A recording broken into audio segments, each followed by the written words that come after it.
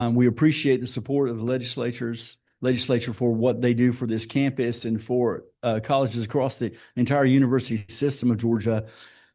Why do we want to host events like this? Because the College of Coastal Georgia is focused on being a place where you can ask difficult questions safely and have discourse that is civil. And when we talk to students about that, we say it another way. We say civil discourse means that we can have a conversation about something and even disagree, but do that without being disagreeable. And there's a big difference between disagreeing and being disagreeable. And so this is an example of that. It's an opportunity for civil discourse about an important topic and to hear all sides of that topic. And we're glad that the College of Coastal Georgia can host that and have everyone here. Thank you for being here. If there's anything you need, please don't hesitate to reach out. This is a great facility, restrooms across the hall, right behind you. We'll do anything we can to help this be a great day for you. So thank you for being here. Thanks, President. I also just want to thank your staff. They were here before we walked in. We walked in at 8 o'clock this morning. Everything was set up. Mics were on. It looked good, and they've done a great job getting it ready. Yeah, I have a great team. I don't take a whole lot of credit for anything that happens here good because it's not my fault. It's their fault. So I got great people. So thank you for that. They make you look good. Thank you. All right. I want to also thank a few other people real quick. First, Senator Mike Hodges. He could not be here today. He's had eye surgery this week. He wanted to be here and support this group. And so otherwise he'd be here. We'll see him in the future. He did buy us lunch today. We have box lunches for the police officers and staff and the representatives. So thank you, Senator Hodges. I believe he's online as well, watching. Also, Scott McQuaid and Convention Visitors Bureau that helped us out, took the staff and a few of us out to dinner last night. And so we appreciate them supporting the study committee and what the CVB, the Convention Bureau does for the Golden Isles. We have a beautiful place down here, and I'm proud to be part of that community. And also we have Bradley Anderson in our midst and others, and appreciate you being here. He is in running for the representative spot, neighboring county. So again, thanks for everybody being here. We'll get started with the agenda. I'm going to start off with something before I go into the kind of a quick summary from last meeting.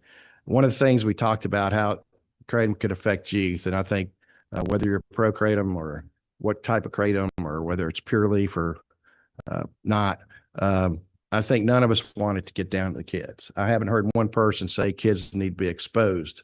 And one of the things I just want to kind of share real quick is a video of where we're seeing some exposure possibly trying to attract the youth. And then just some pictures as well after that. If I don't have the pictures, I've got some hard copies up here. But if you can play the video first.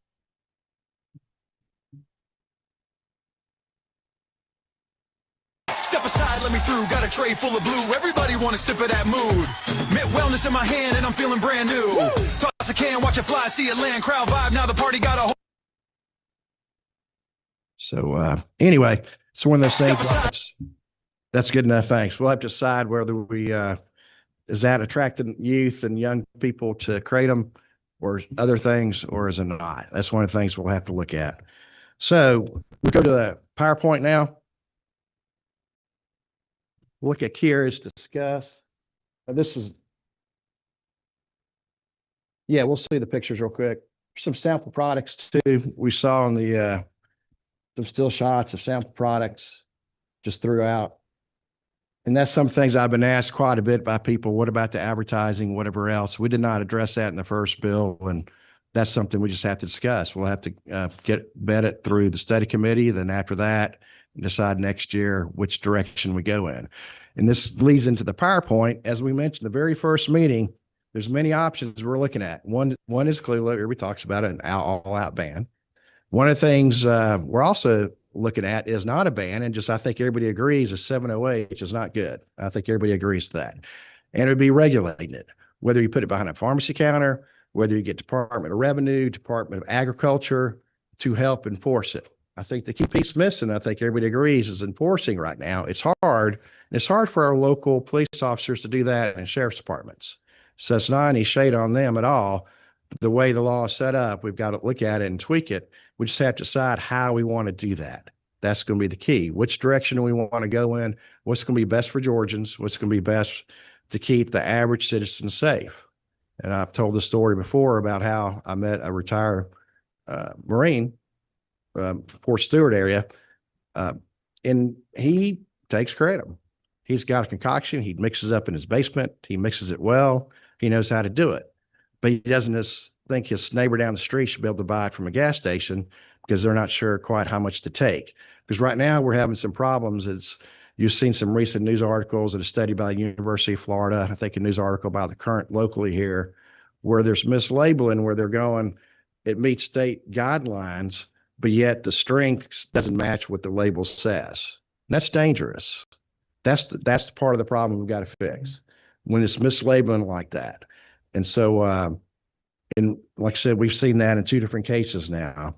So if you look at, I'm not going to read word for word. If you can go to the next power slide on that. And I won't read word for word. We talked about the potency there, the pediatric exposure we just discussed with the video, the labeling. I think that's one of the key things I've heard from everybody is we've got to get a handle on enforcement of the labeling, because a consumer should be able to expect whatever that label says, that's what's in the product. That's what's inside the bottle or the package or the pill or whatever else that person's taking. You expect that when you buy Tylenol or any other kind of medication. Even though it's not considered a medication, a lot of people use it for that. So we got to make sure those labels are correct. Which way do we go with that? How do we do that? And that's what this study committee is for. Addiction and public health. Today, you'll see a large part of the presentations today will be on addiction and recovery. And then enforcement, that's going to be a key, and we'll talk a little about it today, but a lot of that will be at that last session, October 9th, enforcement in Bremen, Georgia, West Georgia area. They've done a good job of looking at it, and that's kind of going to be the focus there. So next slide.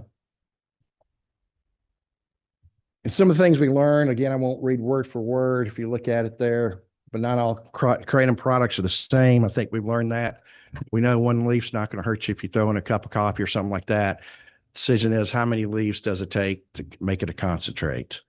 Youth exposure, we've already talked about. Product consistency, that's a key with the labeling. The bodily effects. One of the things too, I was talking to somebody just a minute ago, looking at, we had some outstanding researchers show up last time. And if you missed it, you can go back and watch it on videotape. And it's really important because you really learn a lot about Kratom. Yeah, Dr. McCurdy from University of Florida, Dr. Crandall from Emory.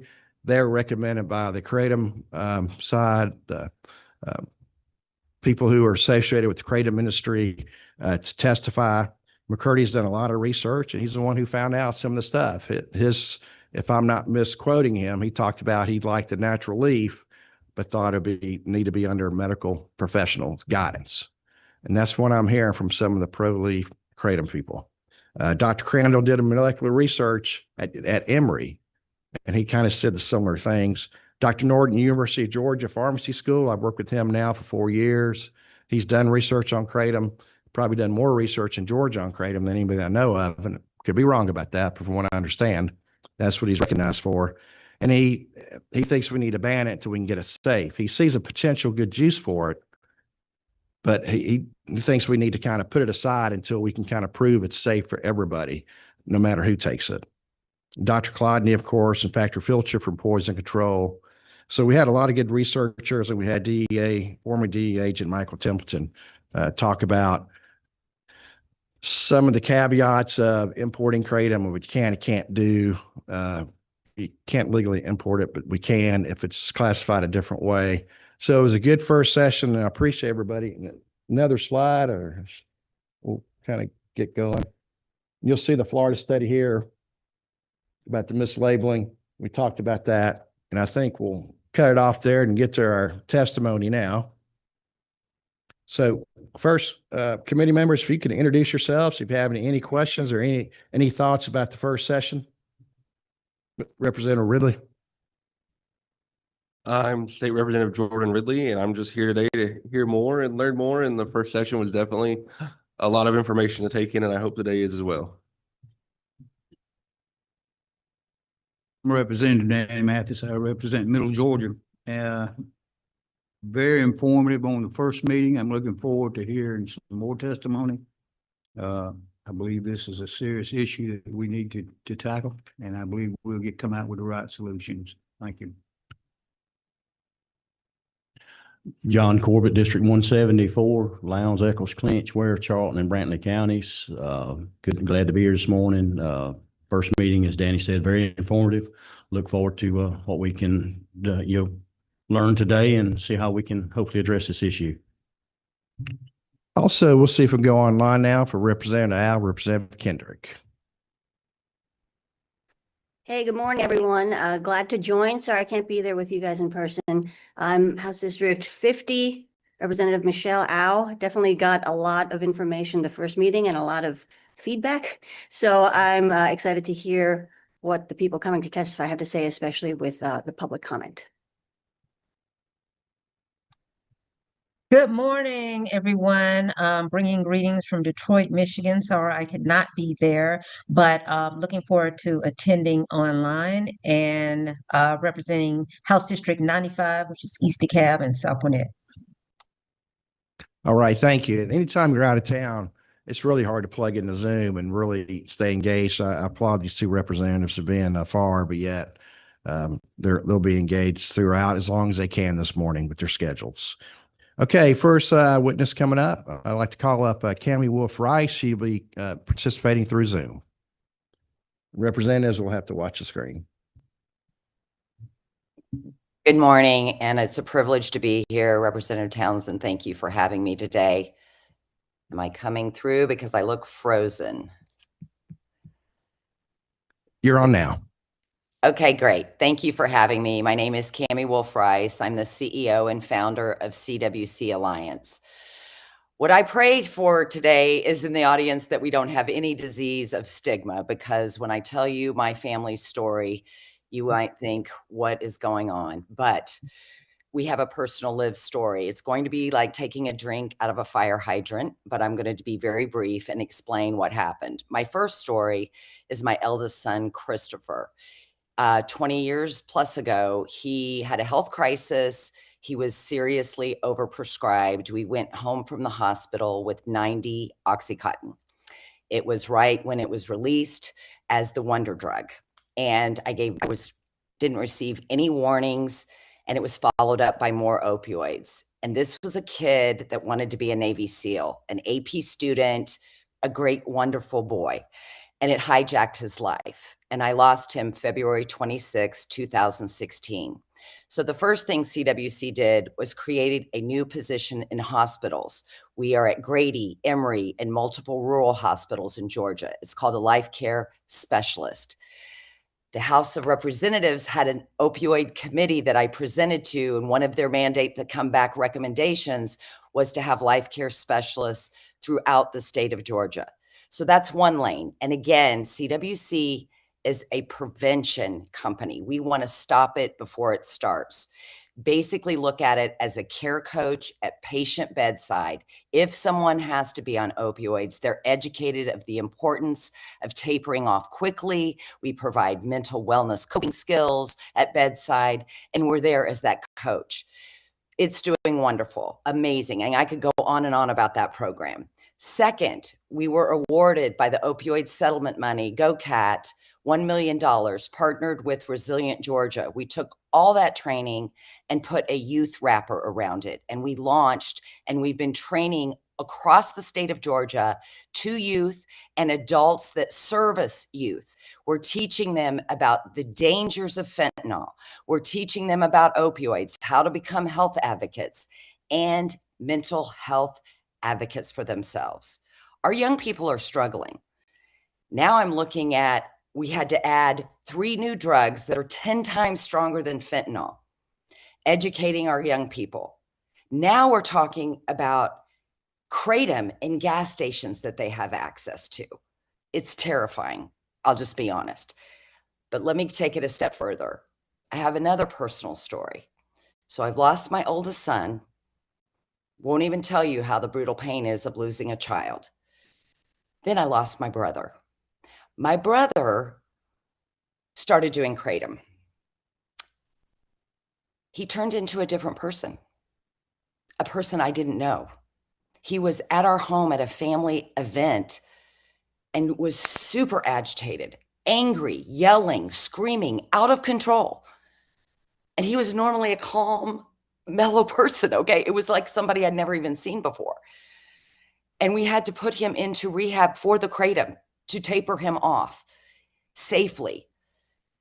There might be wonderful things down the road that we see that Kratom can do, but to be selling it in a gas station with no regulation around it is terrifying. It's terrifying. We should be doing clinical trials. We should be doing continued research.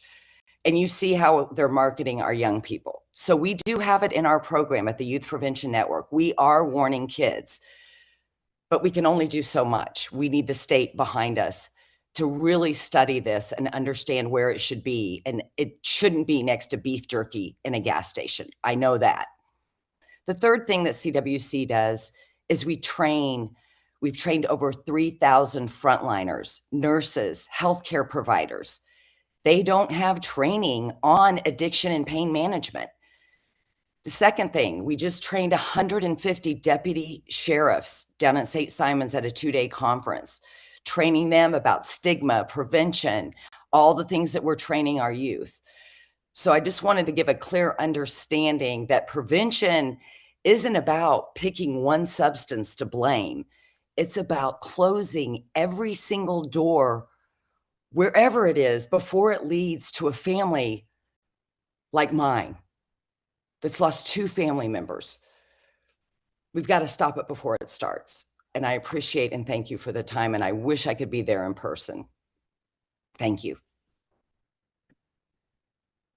So, well, thank you very much. Committee members, questions?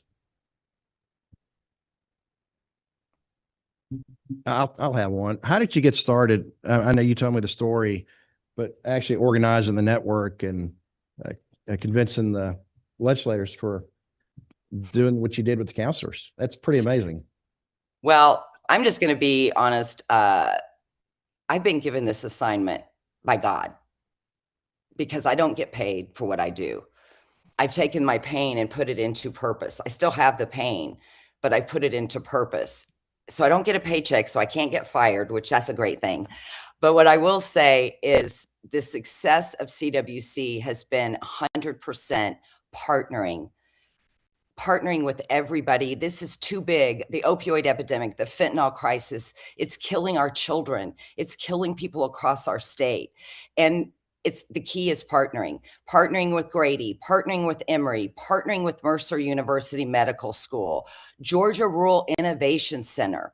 Could not do my job without the support of the partners that we've received, Resilient Georgia, because we can't work in silos. We have to take what we do and work together and because it's too big, it's too enormous. And that's been the key to our success is partnering. And that I'm not going to stop. I'm a mom on a mission. My PhD in addiction is an MOM. I've lived it. I have lived experience. And I just want other families not to be burying their children. That's why I do what I do every day. Thank you. Anyone else? Okay. Thanks again for testifying, and you're free to stay on the Zoom and listen throughout the program, of course. Thank you for participating. Thank you. I want to welcome Representative Meeks. Thank you. Thank you. And next we have Kathy Bollinger. If you can step up to the podium, please.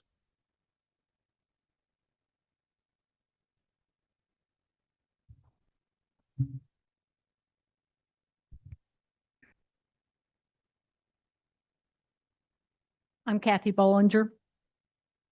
I come from outside of Stockton, Georgia proper. Not many people know where that's at. It's on the Florida border. I am not a speaker.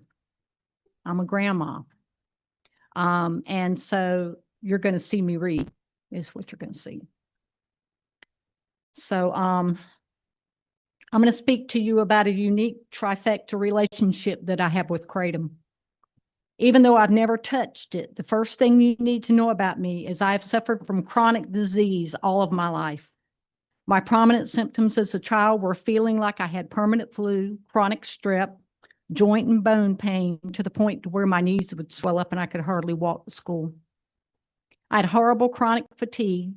I can remember coming home from school crying because kids in my class made fun of me. They told me I had sleepiness disease. I asked my mom, was I going to die from it? It's funny now. The Air Force doctors could not decide what to do with me, so their answer was to put me on antibiotics for a 10-year period. And every month for 10 years, the good Air Force doctors shot me up full of the very potent antibiotic. It seemed to help, and I began to thrive. And when I aged out at 16, my dad retired. I stopped receiving the antibiotics. My health began to go downhill. Looking for a solution to the pain in my teens, I found out what I believed was my answer: drugs. I got married, I had 3 children, and I lived the horrors of drug addiction for the next 14 years. At the age of 30, with 3 children in tow, ages 8, 10, and 1, I ended up in Brother Charlie's rescue mission in the battered wife's house in Tifton, Georgia, via a police car. That was the beginning of my recovery from drugs. I've managed to put together 35 years clean and sober as of this October the 6th. I am very proud of the person that I have become. I was lucky enough for my parents and the rest of my family to be able to see the changes in the better for me now. Today, I have integrity and I have respect. I never thought I would have that from anybody. I began having autoimmune issues again when I got, I guess, around 40 years old. This time as a clean and sober addict, I went looking for something that would help my pain. This was 8 years ago. I ran across something called Kratom. Knowing that I was a recovering addict, I knew I had to study this before I put it in my body. I did, and what I found shocked me. I didn't find it in medical literature. I didn't find it in research. I did not find it in any social media or any type of media. I found it on the message boards of recovering people, of addicts who had used it thinking it was okay to use, and they relapsed. The horrible withdrawal, comparing it to heroin and morphine withdrawal. They thought it was pure and natural. That's what it was marketed as. So learning about that for Kratom made it a big no for me. I will protect my recovery at any cost. This is the hardest part of my trifecta. This is Andrew. Andrew is my grandson. He's 24 years old, and on February the 9th, 2026 at 2:12 p.m., I received a call from my daughter, Carrie. We talked every day, so I reached over, I picked up the phone, and I heard Carrie screaming. When I realized it was her, I asked her what was wrong, and she said, "Andrew is dead, Andrew is dead," over and over, sobbing and crying. I've heard all my life about people who hear horrible noises that sounded like wounded animals. And then I realized that that sound was coming from me.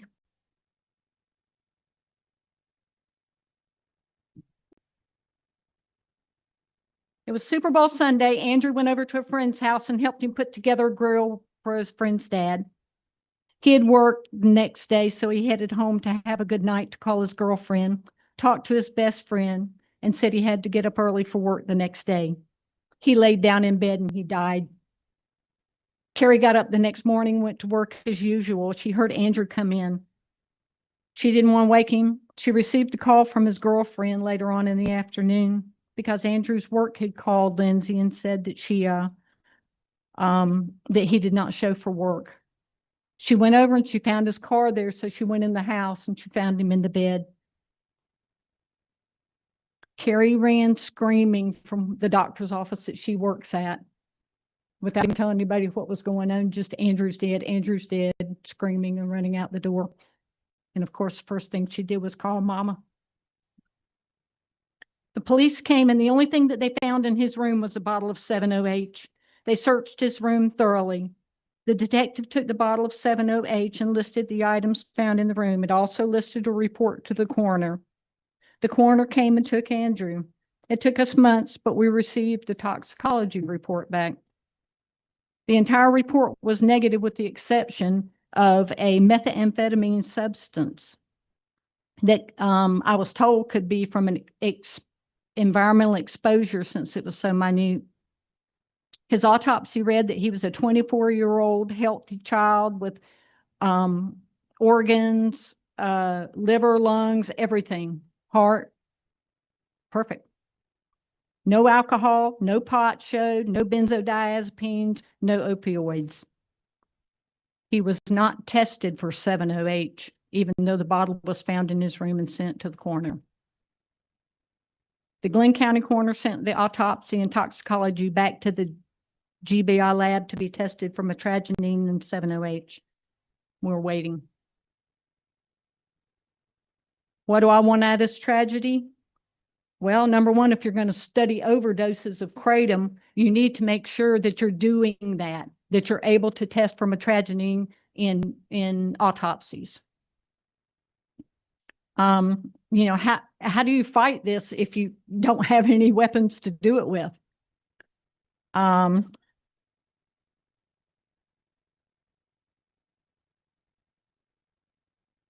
Even when the bottle was sitting in his room and it was the only thing found in there, there is no reason in the entire autopsy report that Andrew should have died. Andrew's mom, Carrie, was sitting in the living room that day. This has nothing to do with it, but this is just compounded on it. When her dog of 17 years that we gave Andrew started seizing and died.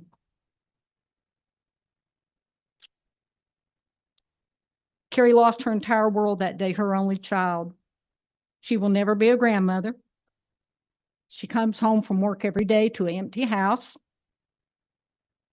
Andrew, when he went to bed the last day of his life, he deserved better. The people in pain that thought that these drugs were the answer, they deserve better. The addicts who struggle and die and go through horrible withdrawal from this drug, they deserve better. The addicts who sit in these rooms now, they deserve better. Babies being born to kratom addicted mothers going through horrible withdrawals, they deserve better. This is not a game. It's not a game about the, oh, well, pot, oh, well, alcohol. We cannot water this down.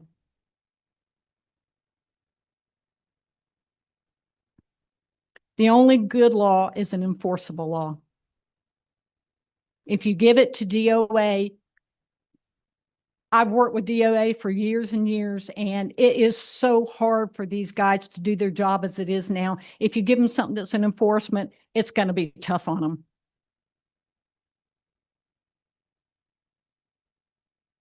So my answer is to all of this, and my main problem with this is we hear about 7-OH and we hear about whole leaf kratom.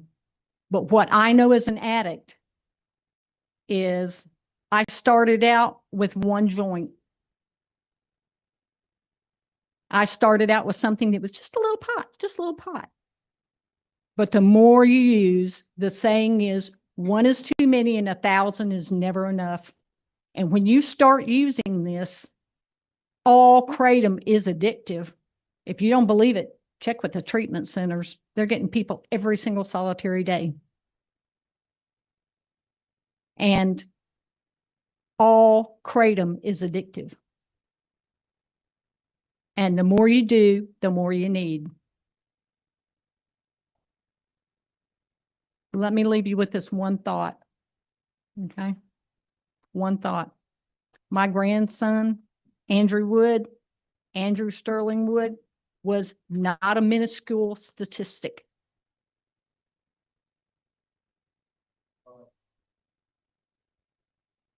Okay, Any questions, committee members? thank you. I just want to say thank you for your story. Thank you for being here. And we're still sorry for your loss. Thank you.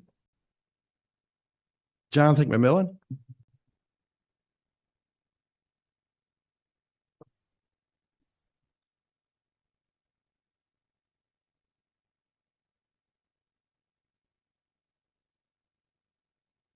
How y'all doing today? And well, thank you. I'm coming as a father today. My son, he's addicted to the Kratom. I went to the Capitol and testified about how it's affected our family. It's a very serious thing going on in this world. You know, it's hurting people's family. Us as humans are supposed to try to look out for people. That's been what I've been taught all my life. Just since I've spoke up at the Capitol, I spoke with my son about how much he's been taking. He wouldn't never come clear with me. He's taking 3 to 5 vials a day. That's $20 a pop. And he's got 3 children, beautiful children. He's taking away from the children. And that's one thing I've mentioned to him. So, son, I might not can do away with it, but I want to fight where it's harder for you to get. Not for just him, for his family. And just since at the Capitol testifying, I can count probably 5 times he's had seizures. And his mama's just waiting any time just to hear the phone call. You know, come. It isn't fun I'm actually his stepdad, but I'm his dad. It isn't fun watching his mom go through that.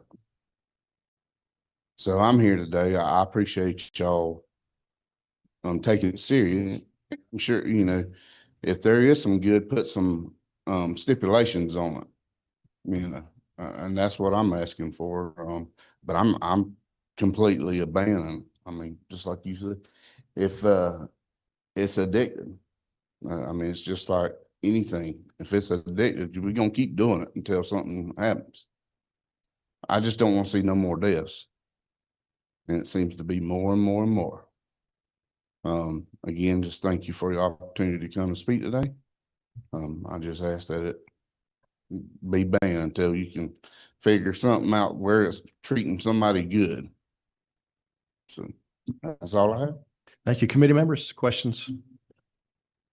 Representative Meeks.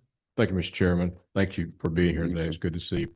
Can you tell us, is there a condition that he is using Kratom for that he believes is treating that condition? So basically his wife told me that he come home one day, he likes to work out and he's used other substances too. So that what I've been reading is that combined just makes it even worse. But it's mainly just for like a backache or, you know, I've been seeing everything I've been reading. It's been people that's been working out or, you know, trying to stay healthy. If they get these pains, you know, it's something to help with the pain. Okay. All right. Thank you. Thank you, Mr. Chairman. Thank you. In Wells. I have a question, Mr. Chairman, if you can hear me. Yes, ma'am. Go ahead.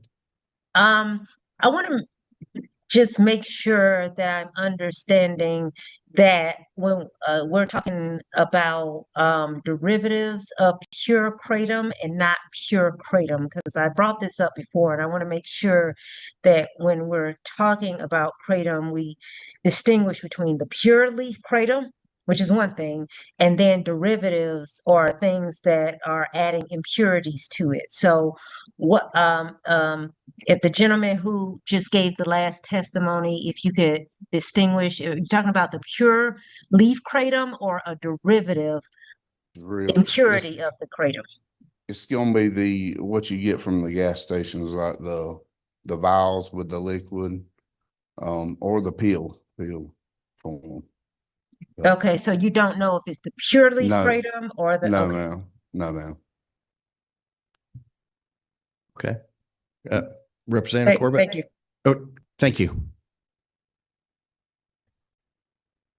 Thank you, Mr. Chairman. Thank you for your testimony. And you said these 3 to 5 vials a day that Yes, we're sir. using, and they're Yes, sir. $20 a piece. $20 a piece is what he told me. So up to $100 a day. $100 a day. And we was doing the math. We was sitting in my front in my living room, just trying to figure out what the big, but it's, I was telling him the math on it, and so I don't know how you can keep going without, your job that you have it, and, eventually you're gonna run out of money, and then what you gonna do? That's what I'm. And he has tried to go to rehabs, but he just keeps checking himself out, and according to him, he doesn't have a problem. So, I mean, it's just one of those, you can't force him to go. Until he wants help, I mean, it breaks my heart, but we all know the tough love things is real. So, but I appreciate y'all letting me testify today. Thank you. Any others? Thank you again. Thanks for coming. Mr. Derek Bradshaw, I believe you had brought somebody with you as well.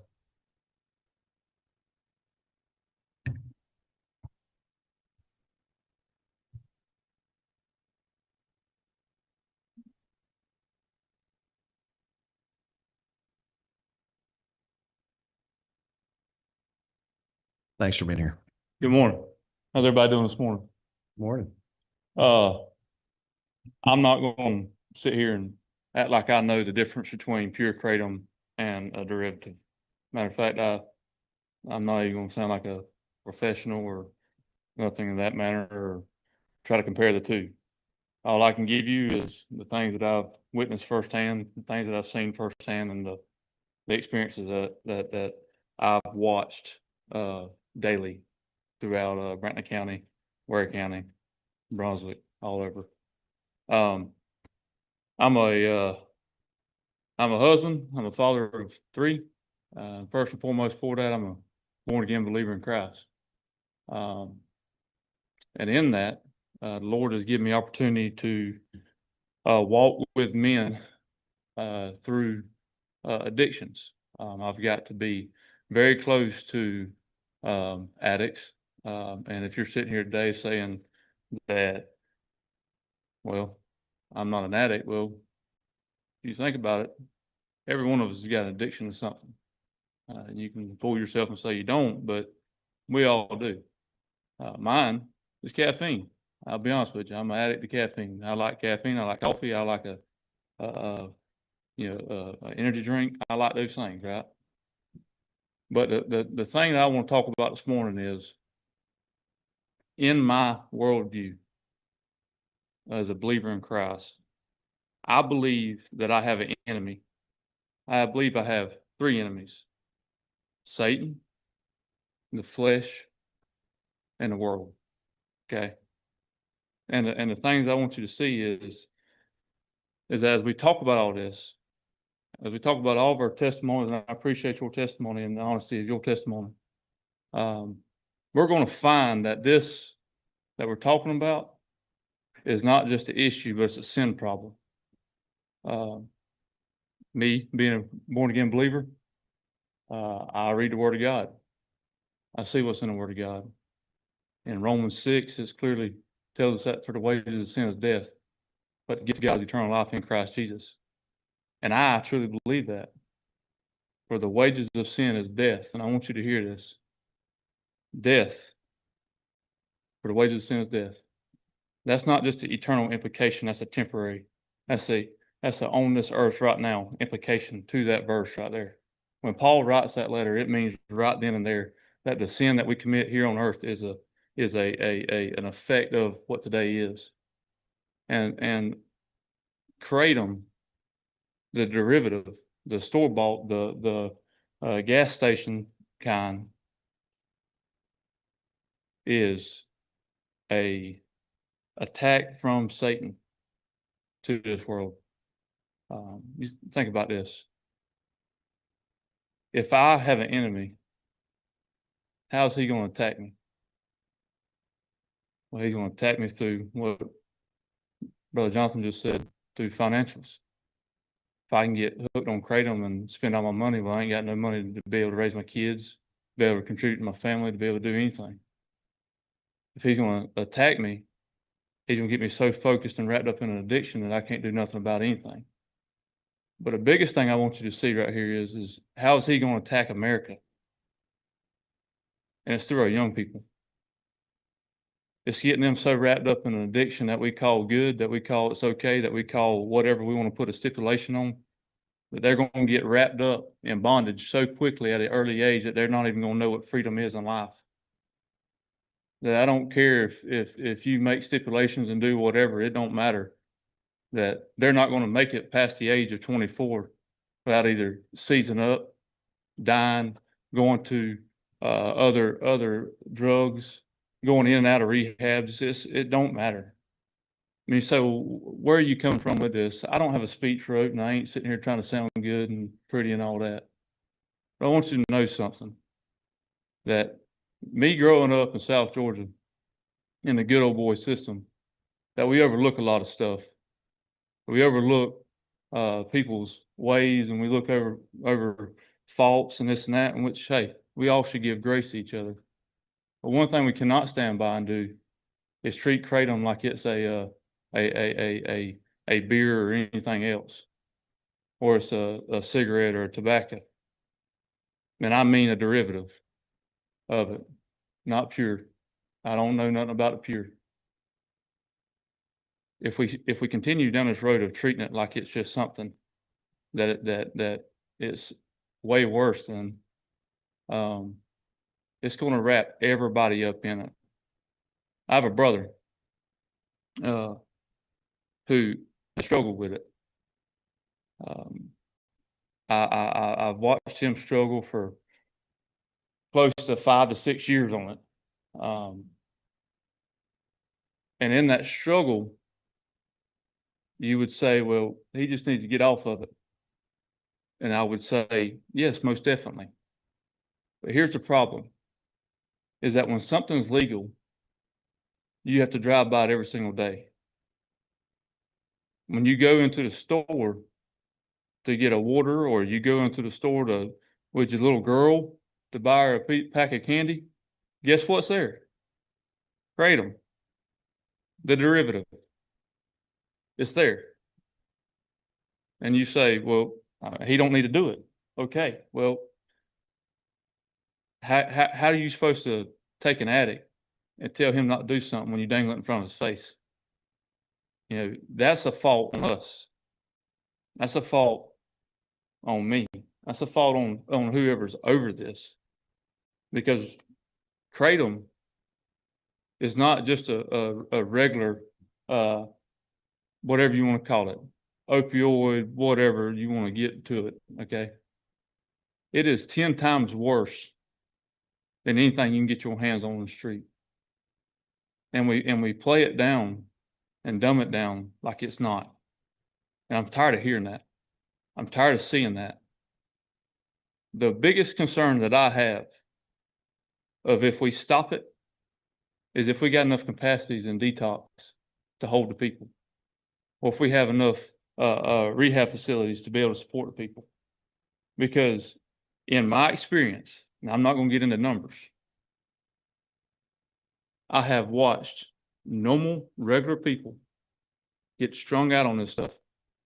And you would look at them and you'd say, there's no way at all. There's no way.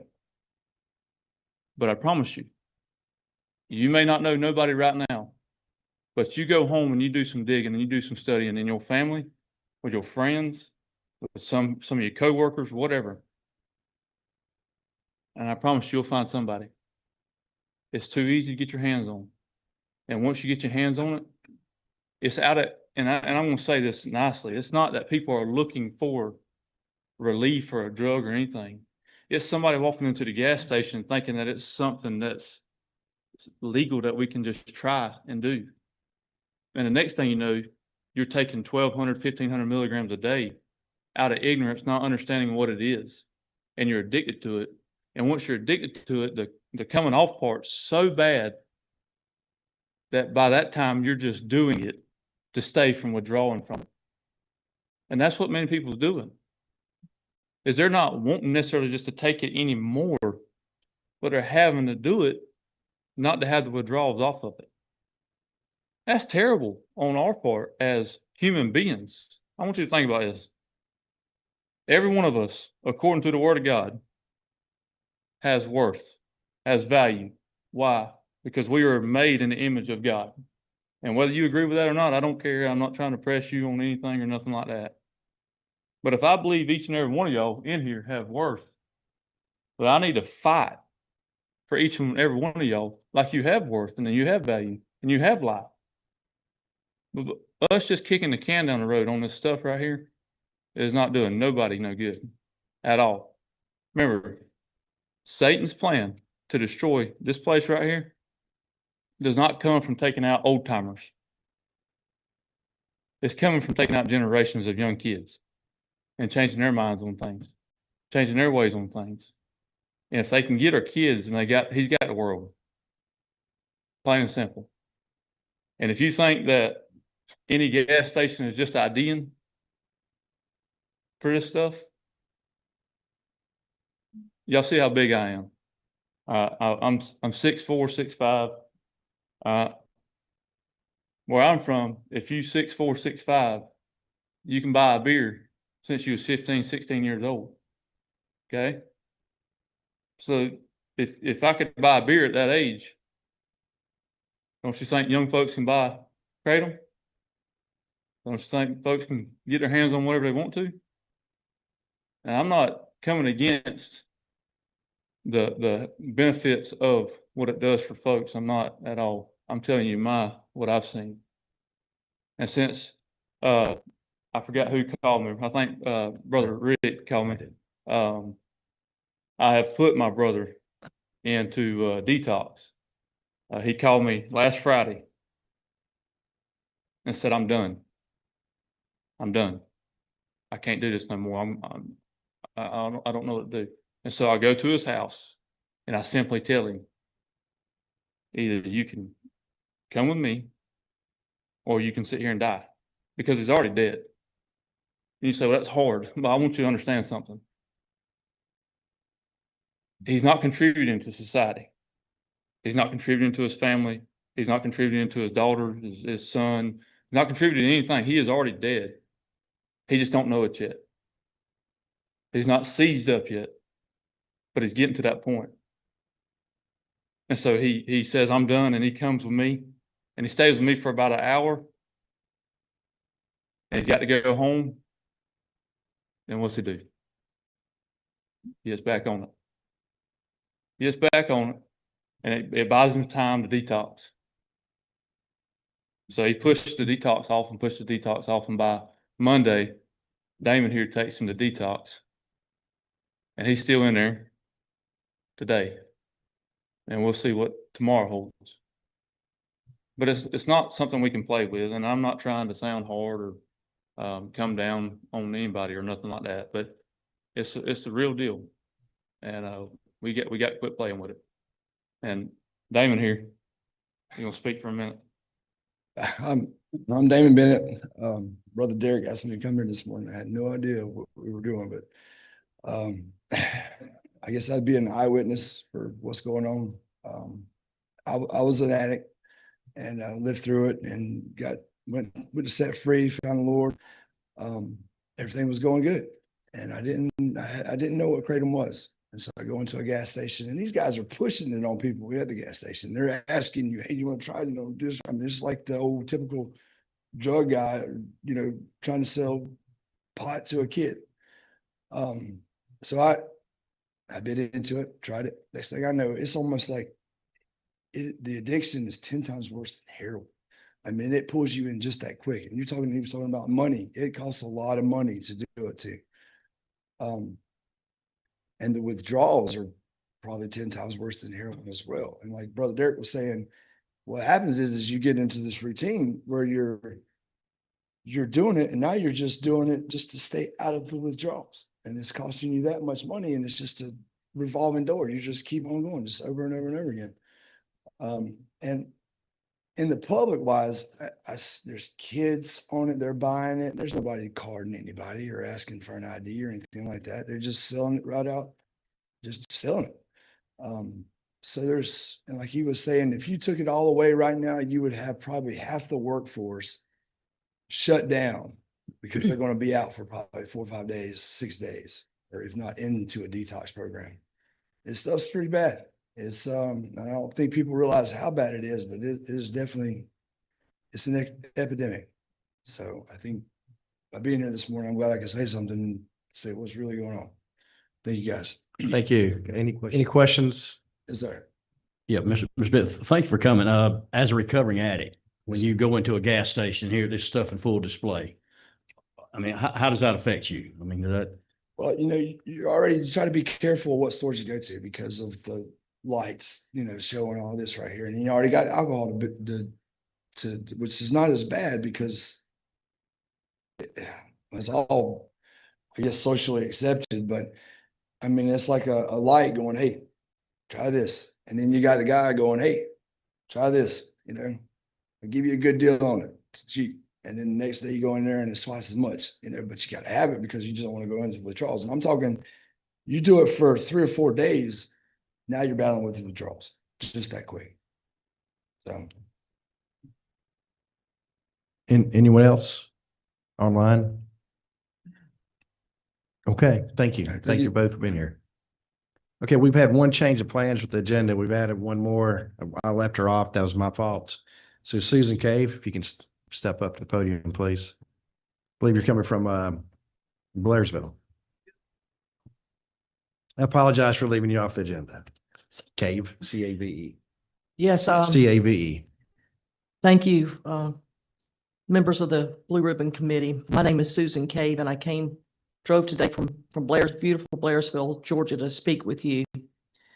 Thank you for discussing and learning about the very real dangers of raw leaf kratom in the state of Georgia. Thank you for listening to a mother like me who has sustained significant loss and much suffering. And if you would like to say I'm weaponizing my grief in hopes that maybe someone will listen and consider my testimony when deciding our future laws that govern kratom, then so be it. I don't know anything about lawmaking. I just want to tell my son's story, share my truth and what I've learned about kratom since William's death. I just want you to make the right decisions for the people of Georgia because this is about people's lives. Please do not be fooled by the testimonies you will hear from pro-kratom community and kratom lobbyists who actually write the laws that govern its own multi-billion-dollar industry. Please consider the credibility and credentials of the people testifying before you today. The kratom industry wants lawmakers to think 7-OH is the culprit and that 7-OH is just made up completely of chemicals. That's not true. The most abundant opioid found in kratom is mitragynine. And an interesting fact about mitragynine is that once it's consumed, it's converted into the liver into 7-OH. The second most abundant opioid found in kratom is 7-OH. 7-OH occurs naturally in the kratom leaf after it's cured. Not only is 7-OH present in kratom, the kratom leaf, but it's converted into the liver into pseudoindoxyl. So please don't be confused when people try to convince you that raw kratom is harmless and completely different from substances like 7-OH, pseudoindoxyl, MGM-15, and MGM-16. The entire kratom leaf needs to be banned because kratom is the source and only source for these dangerous semi-synthetic derivatives. Understanding that kratom is an opioid is explained by why some patients who are getting addicted to kratom are winding up on medicines like Suboxone and methadone, the same exact medicines that's used for treating addiction to heroin, oxycodone, and fentanyl. Understanding that kratom is an opioid helps explain why doctors are seeing an increase in neonatal opioid withdrawal syndrome in infants born to mothers who use kratom during their pregnancy, and more often than not, mothers who thought kratom was a natural non-opioid is promoted by the kratom industry. Kratom is unquestionably an opioid. It produces addiction, it produces withdrawal, people overdose on it, and sometimes people die from it. At the last committee meeting, you heard from Special DEA Agent Mike Templeton, who explained to you that every gram of kratom coming into the United States gets in through either by luck or by fraud. Please don't forget his words. I've learned that the kratom plant and products made from kratom are extremely variable in their makeup. Every leaf is different depending on where it's grown overseas, the environmental growing conditions, how it's harvested, how long it's cured, how long it's allowed to ferment, and the manufacturer's processing technique. For many people who become addicted to opioids, their opioid addiction begins with kratom. That's because kratom's an opioid. The pro-kratom people have argued that kratom is potentially helping the opioid crisis. I beg to differ. I believe that kratom is actually making the opioid crisis worse.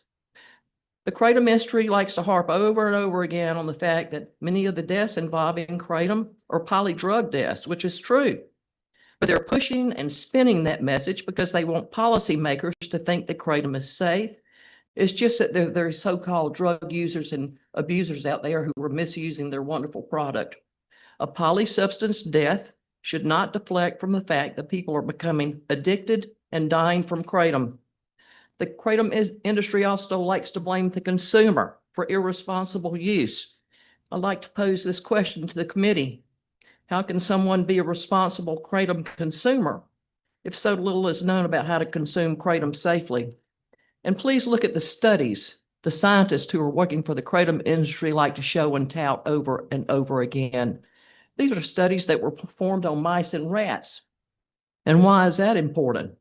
Well, mice and rats also convert mitragynine to 7-OH. Their livers do that too, but much less efficiently than a human liver. So, for example, in a study, you give mitragynine to a mouse or rat, there's very little conversion of mitragynine into 7-OH, whereas in humans, a substantial portion of the mitragynine is converted into 7-OH. So when the pro-kratom people present to you studies that say support low risk of addiction, low risk of death, or respiratory depression, they're looking at studies done in animals that don't produce as much 7-OH as humans do.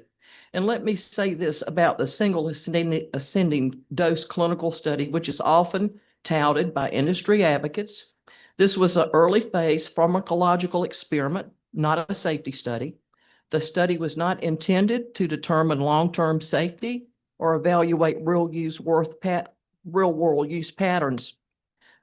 Now let me talk about Georgia. The state of Georgia is a state that went the regulation route. Georgia has one of the more strict versions of the Kratom Consumer Protection Act, which of course limits the amount of 7-OH a product can have in it, keeping the kratom behind the counter. But despite these strict regulations, Georgia is #1 in the country for kratom overdose deaths and #2 when you factor in per capita. Recently, a group of researchers compared states where kratom is completely unregulated to states where kratom is regulated through a KCPA, to states where it was completely banned. And what they found was it was only in the states that had banned kratom where there were substantially fewer deaths. Now, this comes from Georgia's Poison Control Center, and these statistics were put out in May of this year, March or May. And since 2021, Georgia's had 543 cases of kratom exposure deaths called into the Poison Control Center. That's a 66% increase between 2022 and 2025 alone. There's also been a significant increase of exposure to kratom among children in Georgia. Georgia's had a 400% increase from 2024 to 2025 in exposures to kids 5 and under. 76% of kratom exposures in Georgia require management at a healthcare facility. I've learned that all 4 branches of the U.S. military and Coast Guard have banned kratom. Kratom does not have a safety profile or standardized dosing. Labels and age restrictions do not change kratom's pharmacology. States that have passed regulation laws continue to see kratom-involved deaths. Kratom alone causes deaths. That's proven by toxicology reports and medical examiners' reports. It's a known fact that kratom manufacturers, retailers, users, advocates say kratom is a do-it-yourself remedy for everything from pain, cough, and depression to diarrhea and addiction. Kratom is marketed as a drug and it's bought as a drug, even though the FDA plainly states kratom is not lawfully marketed in the U.S. as a drug product, a dietary supplement, or a food additive in conventional foods. I've learned about online forums that are right now full of stories of people who have become addicted to something they thought was going to help them. There are websites like Grow Kratom that actually warns customers to not use their product if they're going to be subject to any form of drug testing. I believe that regulations cannot keep pace with the multi-billion-dollar kratom industry. I believe that bad actors will always look to enter a market, find a product they can exploit, recreate it, synthesize it to become a product more addictive than deadly than ever before. Right now on social media, you can easily find links and websites with people given step-by-step instructions on how to make 7-OH from raw kratom.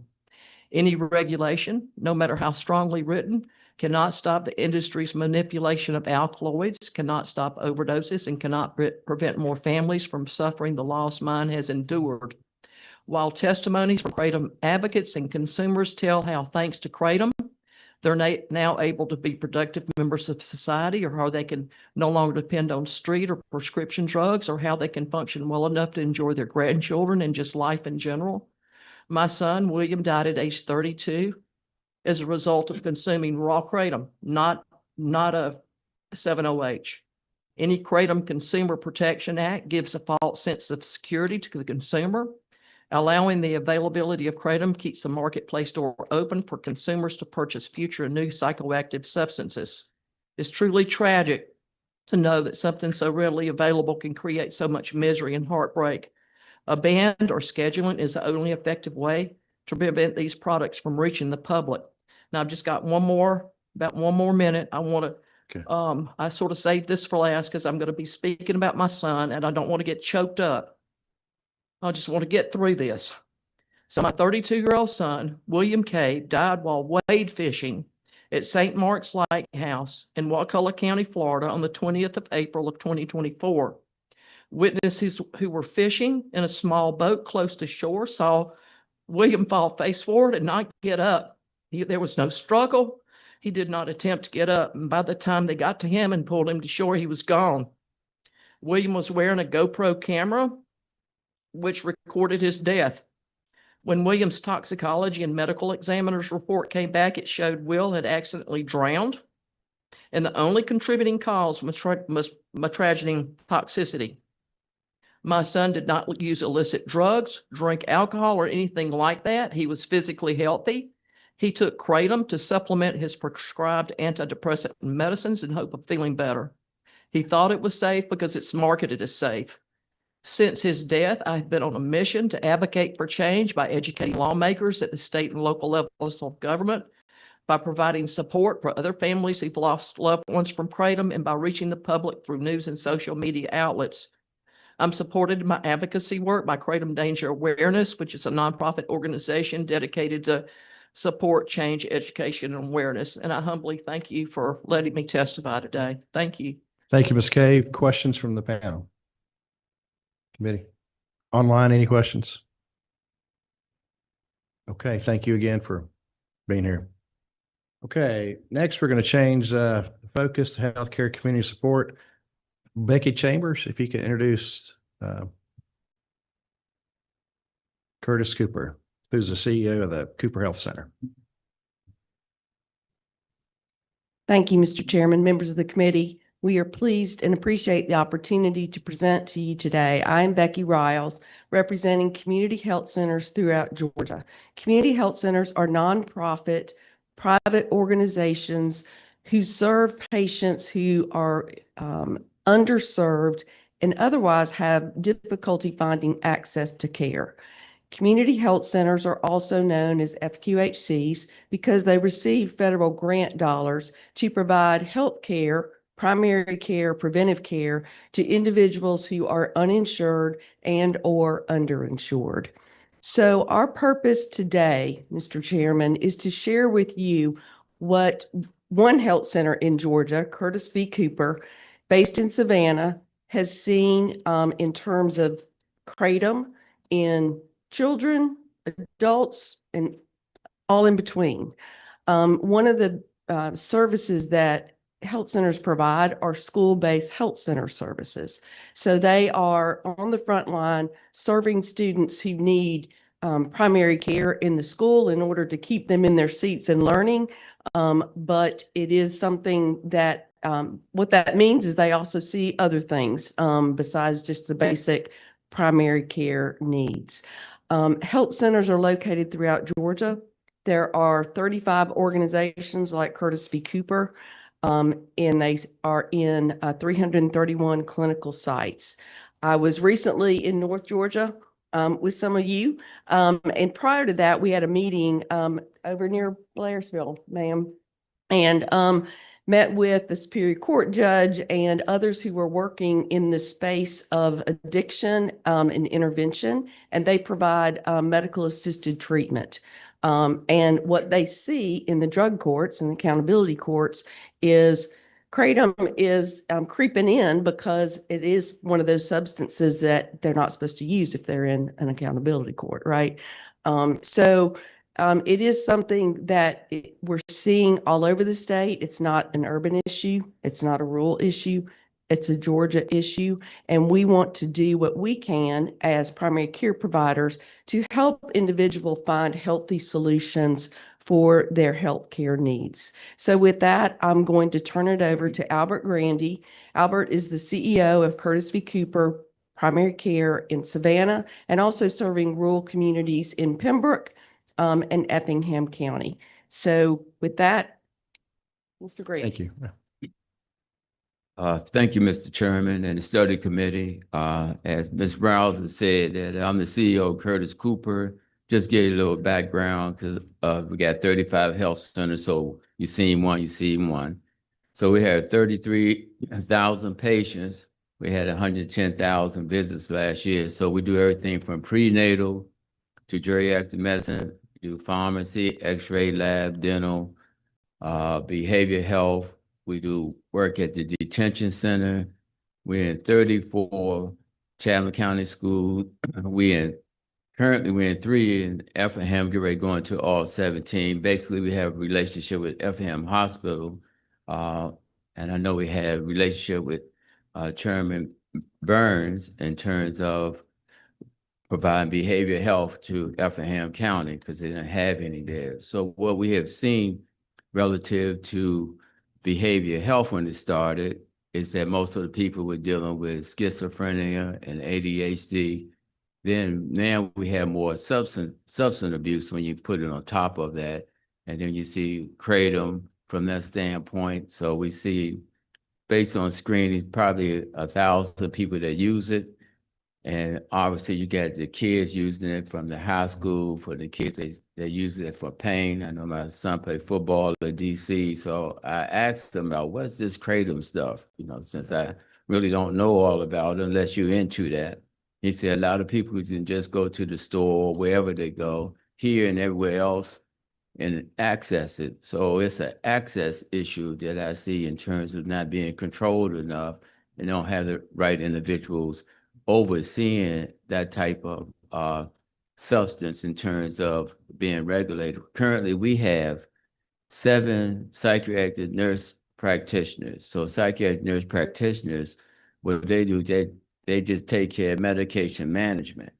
So you can see that it went from taking care of just the individual for primary care to managing medication. So we go into the wrong direction, especially substance of this nature that's not really regulated. You can get it from everywhere. So it's going to be eventually being into the neighborhood because we go to the boys and girls. So you ask the question, we go to the football, we go to churches, we go to community events, like most of the people. And I know, like Mr. Bradshaw said, it's the kids. It's the kids that getting it and coming up.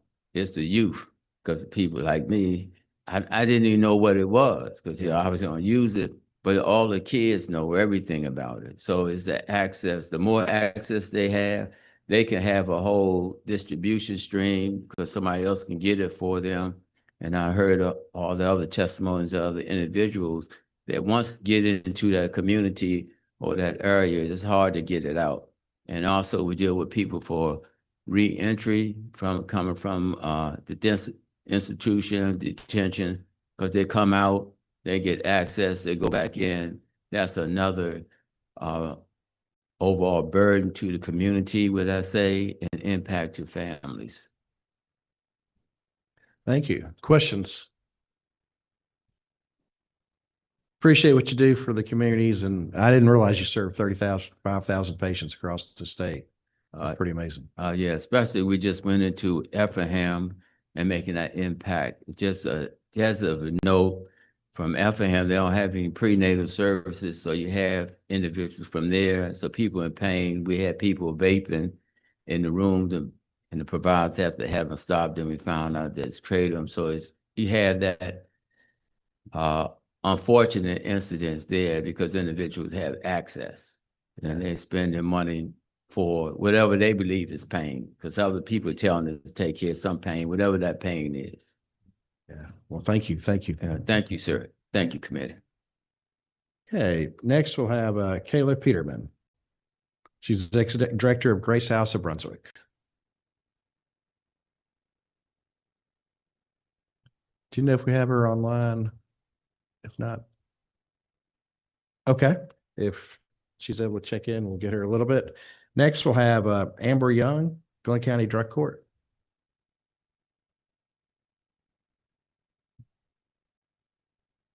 She's coming. She had another meeting this morning, and I told her I'd work her in when she got here, and so she should be here shortly. We'll just go next. We'll go next to policy advocacy and industry perspective. Mr. Jerry Keeney, if you can, he's coming in. He stepped out for a second, I think. Mr. Haddow, would you like us to take a break, or do you want to go next? Do you want to wait till Jerry comes back? You. Oh, go ahead, Ms. Riles. I'm sorry. Thank you, Keep going. Chairman Townsend. I wanted to just add a footnote to our comments made about community health centers. The 33,000 patients that Albert Grandy mentioned, that's for Curtis V. Cooper alone. Statewide, community health centers last year served nearly 800,000 patients across Georgia. Thank you. Thank you. Okay. Mr. Keene, we've had Amber Young's running late. She had another meeting this morning, so I'm going to put you on. He is here for Congressman Jack Kingston, who could not make it. I believe he was out of the country, but thank you for being here. Appreciate your work and your service to the Golden Isles. He's a former majority leader in the House. Good. Thank you. Representing us on St. Simons and Brunswick. Yes, the good House District 179. Yes, sir. Representative Townsend now occupies. Thank you, Mr. Chairman, members of the committee. Appreciate it. Congressman Kingston wanted me to pass along his regrets. He's in Europe on a project, thought he'd make it back and did not make it back. In your folder, you should have a letter for him. I highly encourage you to read it. It only takes a few minutes. I just want to point out one or two things at the bottom of the page. What Congressman Kingston said. The FDA is specifically targeting 7-OH, a concentrated byproduct of the kratom plant. It is not focused on natural kratom leaf products. Page 2. FDA Commissioner Dr. Marty McCary reinforced that decision, saying we're not targeting the kratom leaf or ground up kratom. We are targeting a concentrated synthetic byproduct that is an opioid. And then HHS Secretary Robert F. Kennedy, all this is within the last 6 to 8 months, said the same thing. We're taking action on 7-OH as a critical step in the fight against opioid addiction. This is the 7-OH, the synthetics, the things that we're all working. We hope we can work together to get these banned. The FDA is going to schedule them at the federal level. They'll be banned nationally then, which we obviously support. And we just encourage this committee to look at not only supporting that action, but also working toward proper enforcement of the laws we have. Thank you, Mr. Chairman. Questions? Online? Okay. Thank you. Mr. Haddow? And Mac Haddow is a Senior Fellow of Public Policy, American Kratom Association.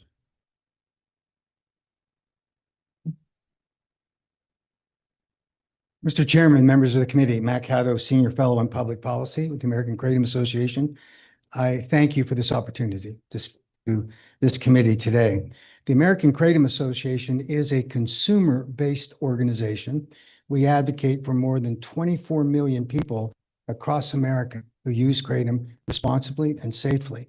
Also for the hundreds of thousands here in Georgia that do as well. As you just heard from through Jerry Keene, Jack Kingston say 7OH is the problem here. The focus of the federal government enforcement actions today, after extensive scientific reviews, is that natural kratom leaf is not the focus, it is 7OH. And that's important, an important distinction that needs to be made. An advocate was writing an email on a Gmail program, and I've got a screenshot I'll be glad to share with you, talking about 7OH when the Google program advised her that she should replace 7OH with kratom. That is the problem that we're facing here, because it is too easy for people to think that they are taking natural kratom leaf products when they're actually taking 7-hydroxymetrogeny, which is a chemically manipulated and deliberately engineered opioid, masquerading as kratom, introduced into the marketplace as a kratom product.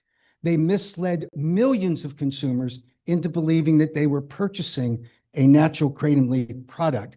It is simply not true.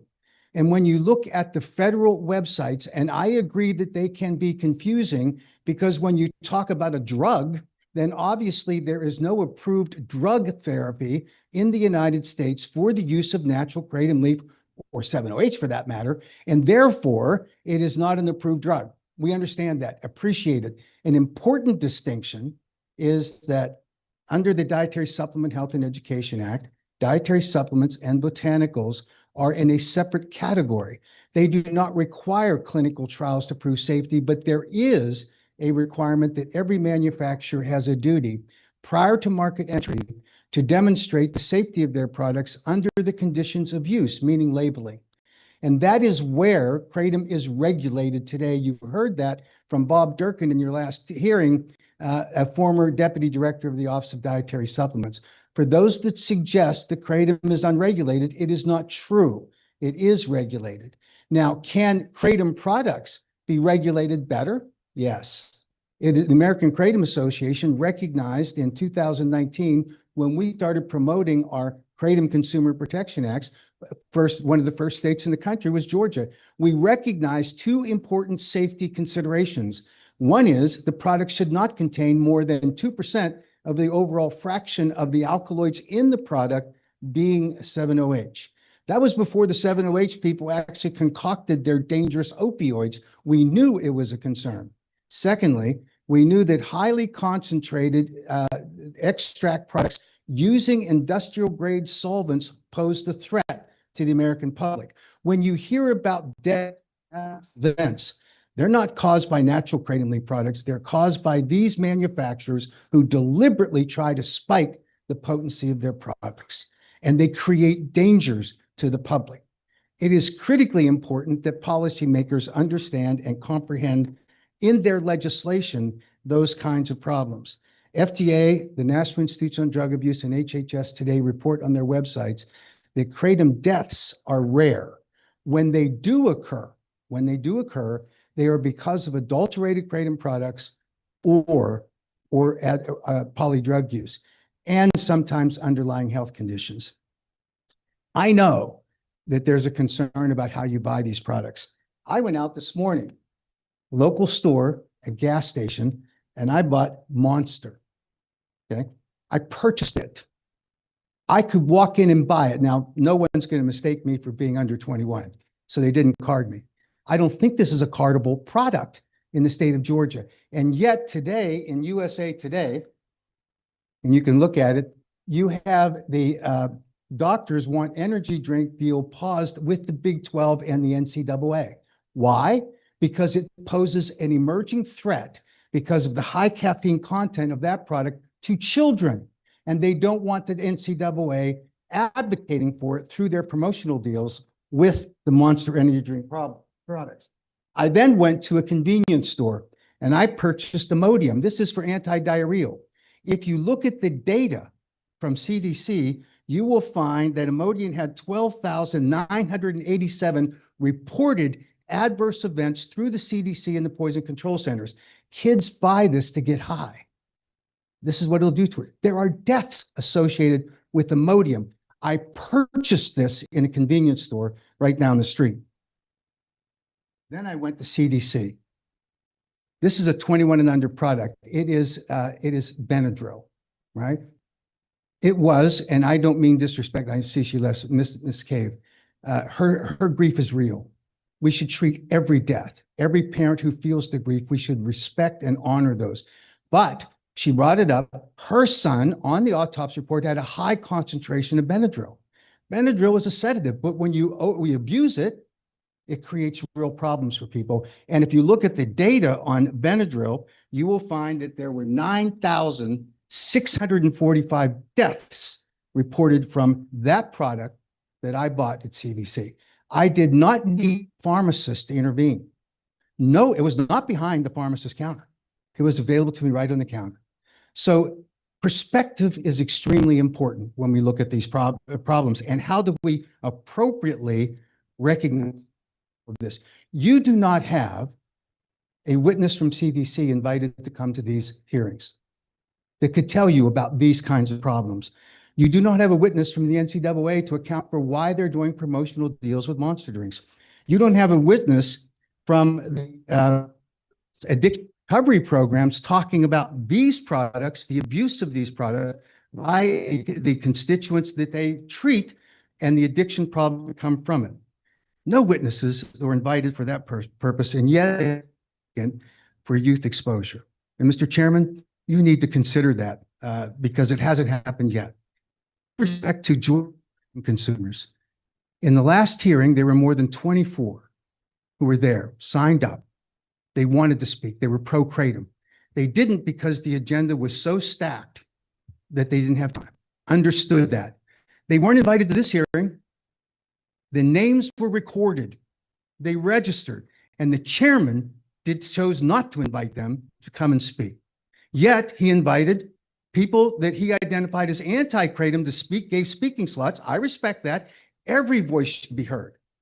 But we didn't get to hear from the pro-Kratom people. And in my opinion, Mr. Chairman, respect, it's an abuse of your authority as chair to not at least balance the presentation, because each of these members of this committee and the legislature that will read the report from it deserves to have both sides. No invitation was made. Now, it's a long drive, but we accommodate Zoom meetings, right? People can Zoom in. We saw that last time when the chairman invited other people to testify. There is no ability for remote testimony in this hearing, unfortunately. Chairman Townsend told me in the hallway that the thing about the AKA is that you are industry funded. We do accept, this was over at the Capitol, we do accept funding from industry representatives who are willing to accept regulation. The vast majority of the Kratom manufacturers in America, and none of the 7OH people, are willing to accept the regulation that we propose.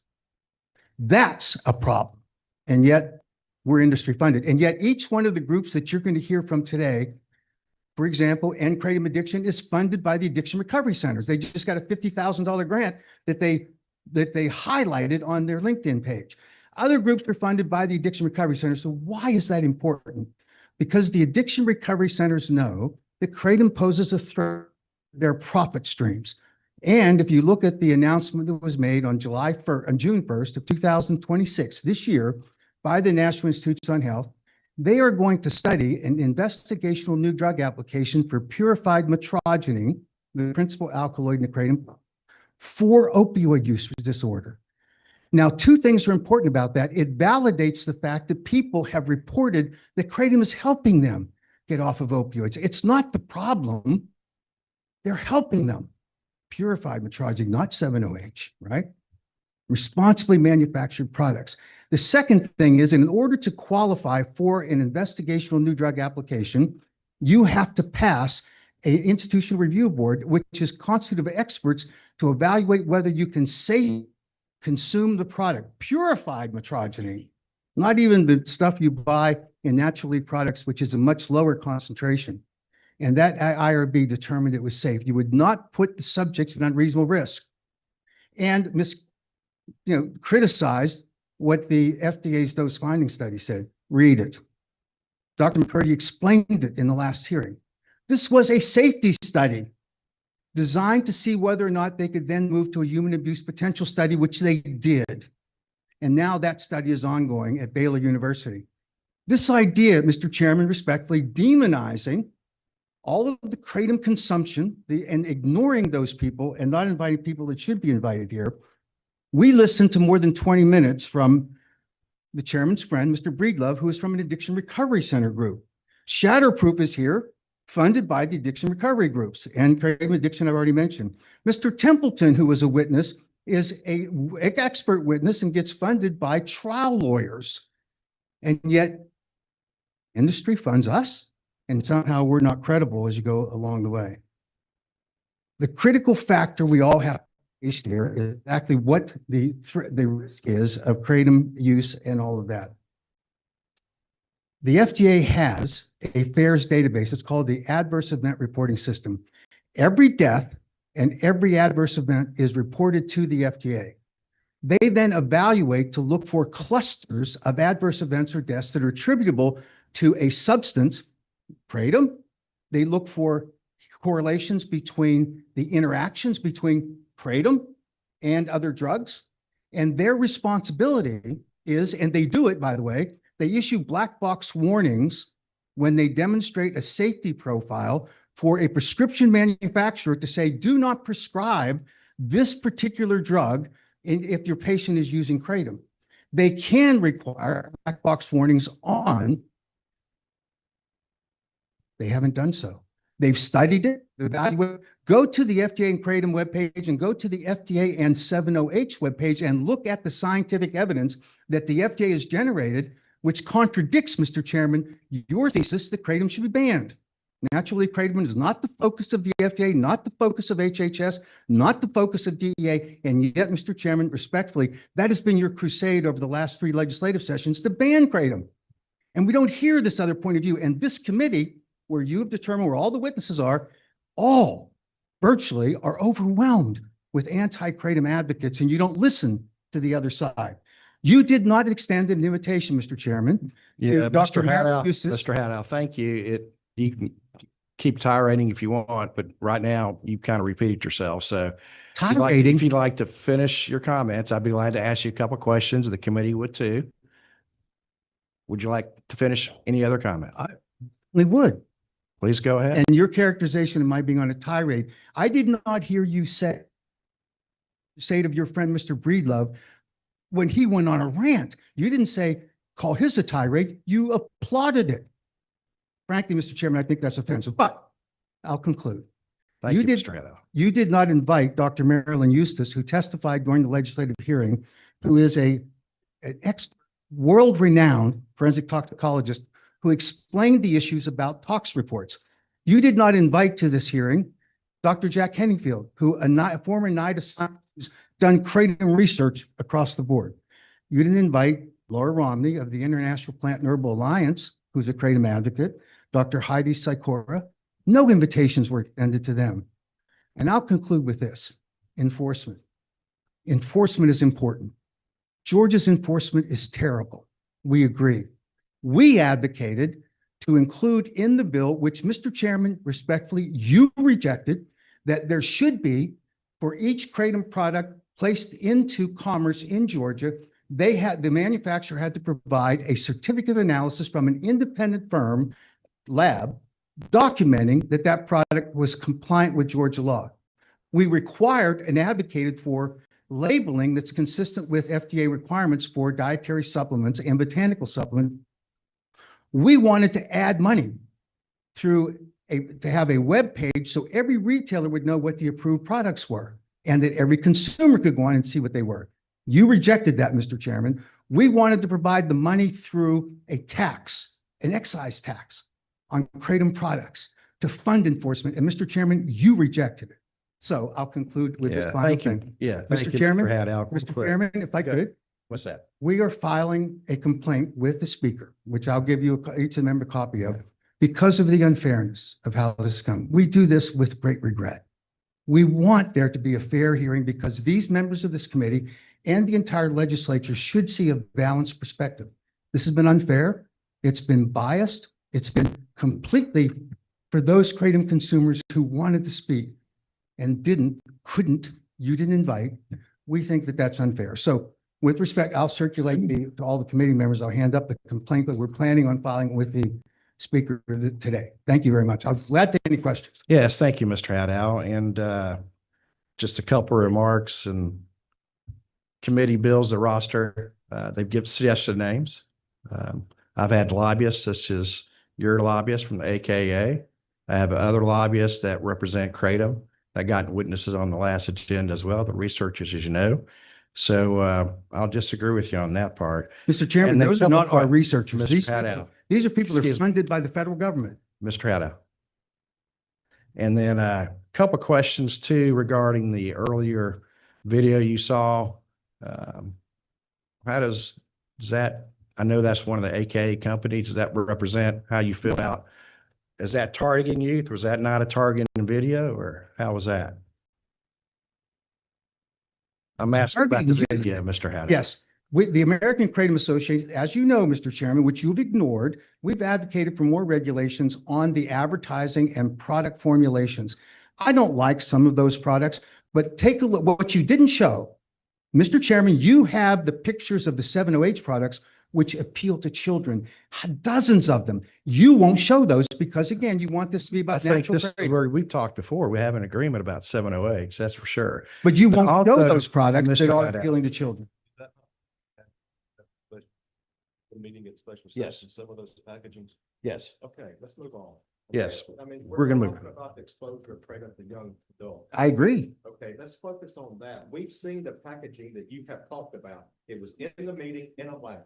So let's focus on what we're talking about here. And not- Amen. you're continuing to attack the chairman. Let's talk Amen. about the exposure of Kratom. You can deal with your opinion of the chairman at some of the point, but we're here to talk about the subject matter. And yet you've yet to say a whole lot about it. So let's focus on this, and you can take up the other issues at some other time. Representative Meeks, Thank you. respectfully, I understand. Mr. So Hadow. I was going to answer, I was going to Representative Meeks if I could. I know you don't want me to speak. Mr. Hadow, you're So, allowed. Representative Meeks, I agree with you. Now, I submitted a PowerPoint and I will submit additional information that documents the science. We believe in the science. We think science should dictate public policy. We have advocated for that.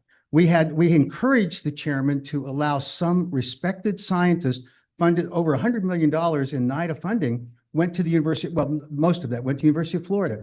They're engaged in this new study. We want science to dictate this, but we're not getting the voices aren't being heard. That's the only reason that we think this is unfair. That's all. We want you to have all this information as well. Okay, thank you, Mr. Hadow. That's where we agree to disagree on that point about the voices being heard. I believe they have been heard and they'll be heard in the future.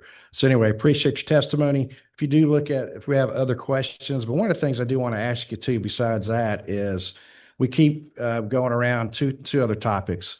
One, last time I checked, I'm quoting FDA now, consistent with FDA's practice with unapproved substances until the agency scientists can evaluate the safety effectiveness of Kratom or components in the treatment of any medical conditions.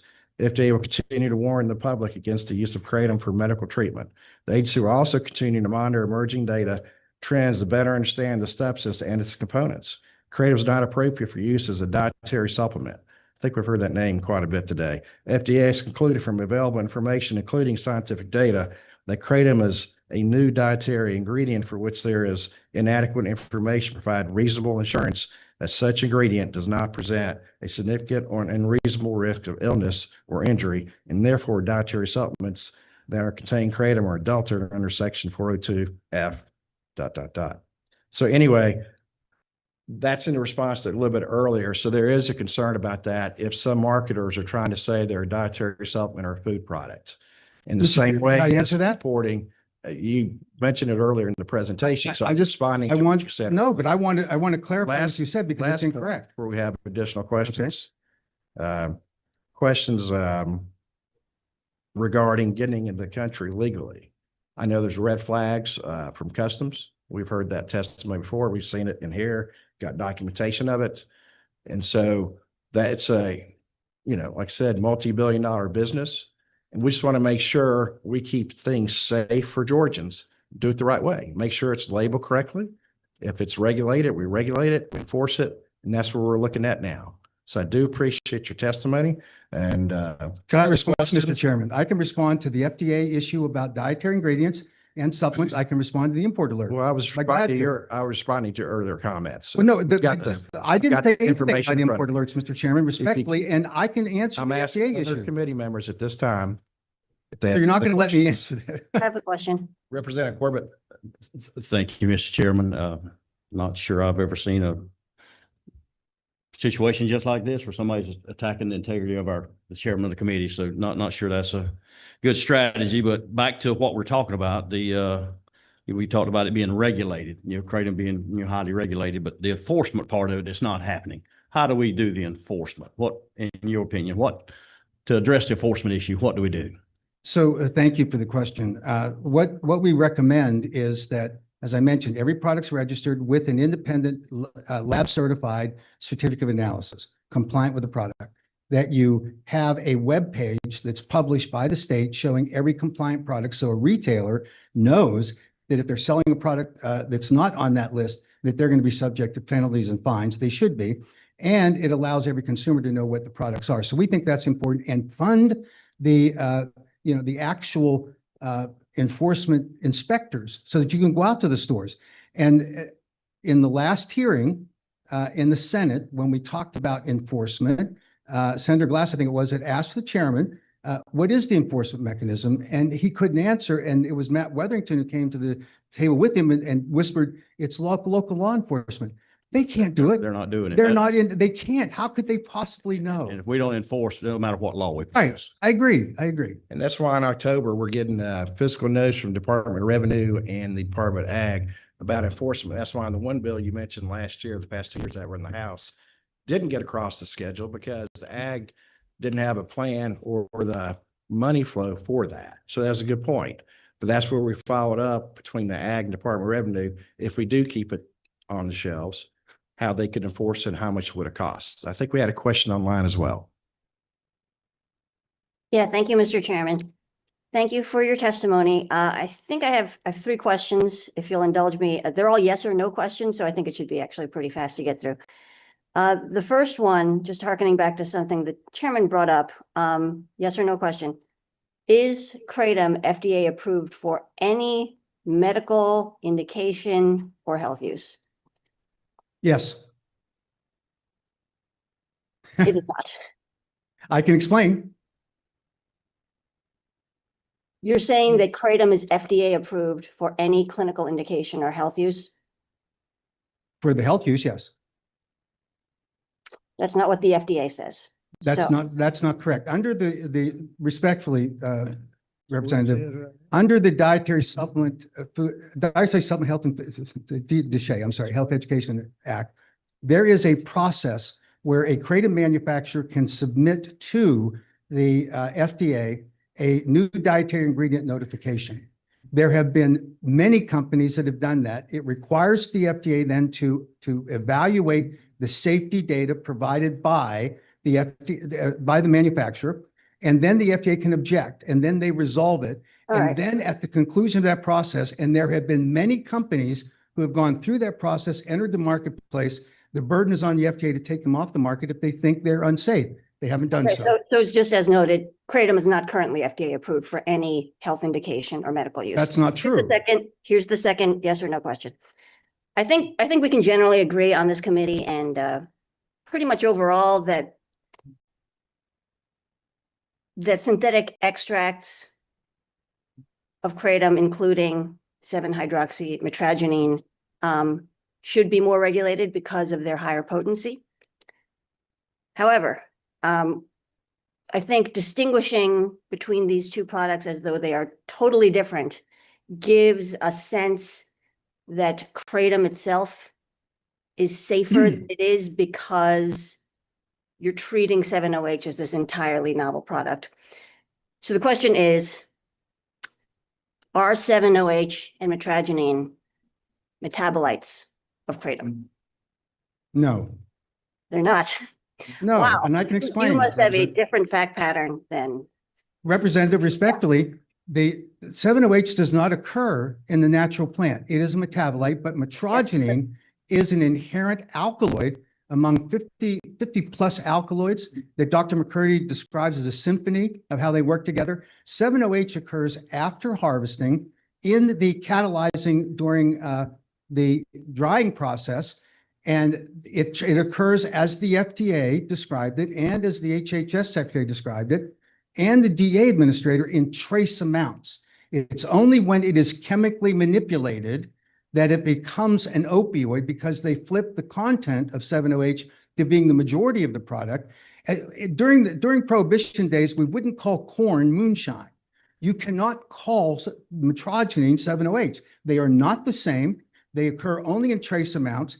And when it's processed in the liver, as was described to the committee in the last meeting by the Emory professor, it occurs at such a low level, the blood plasma never get to the 7-OH levels that are in these 7-OH products.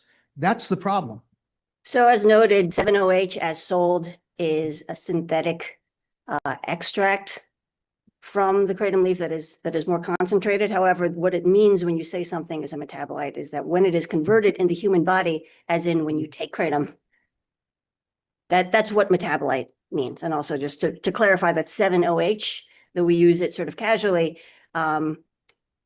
what that stands for is 7-hydroxymetragene. So correct, but that's a chemical reformulation, Representative. That is not in the trace amounts that occurs. A it is metabolite deliberately engineered to be an opioid. A metabolite means that is what the human body converts it to. So do these metabolites have action at the opioid receptor? They do. As you heard Dr. McCurdy explain, that the difference between the natural plant, which has trace levels, amounts of 7-OH, when they hit the mu-opioid receptor, metrogene actually moderates the activity and competes with 7-OH.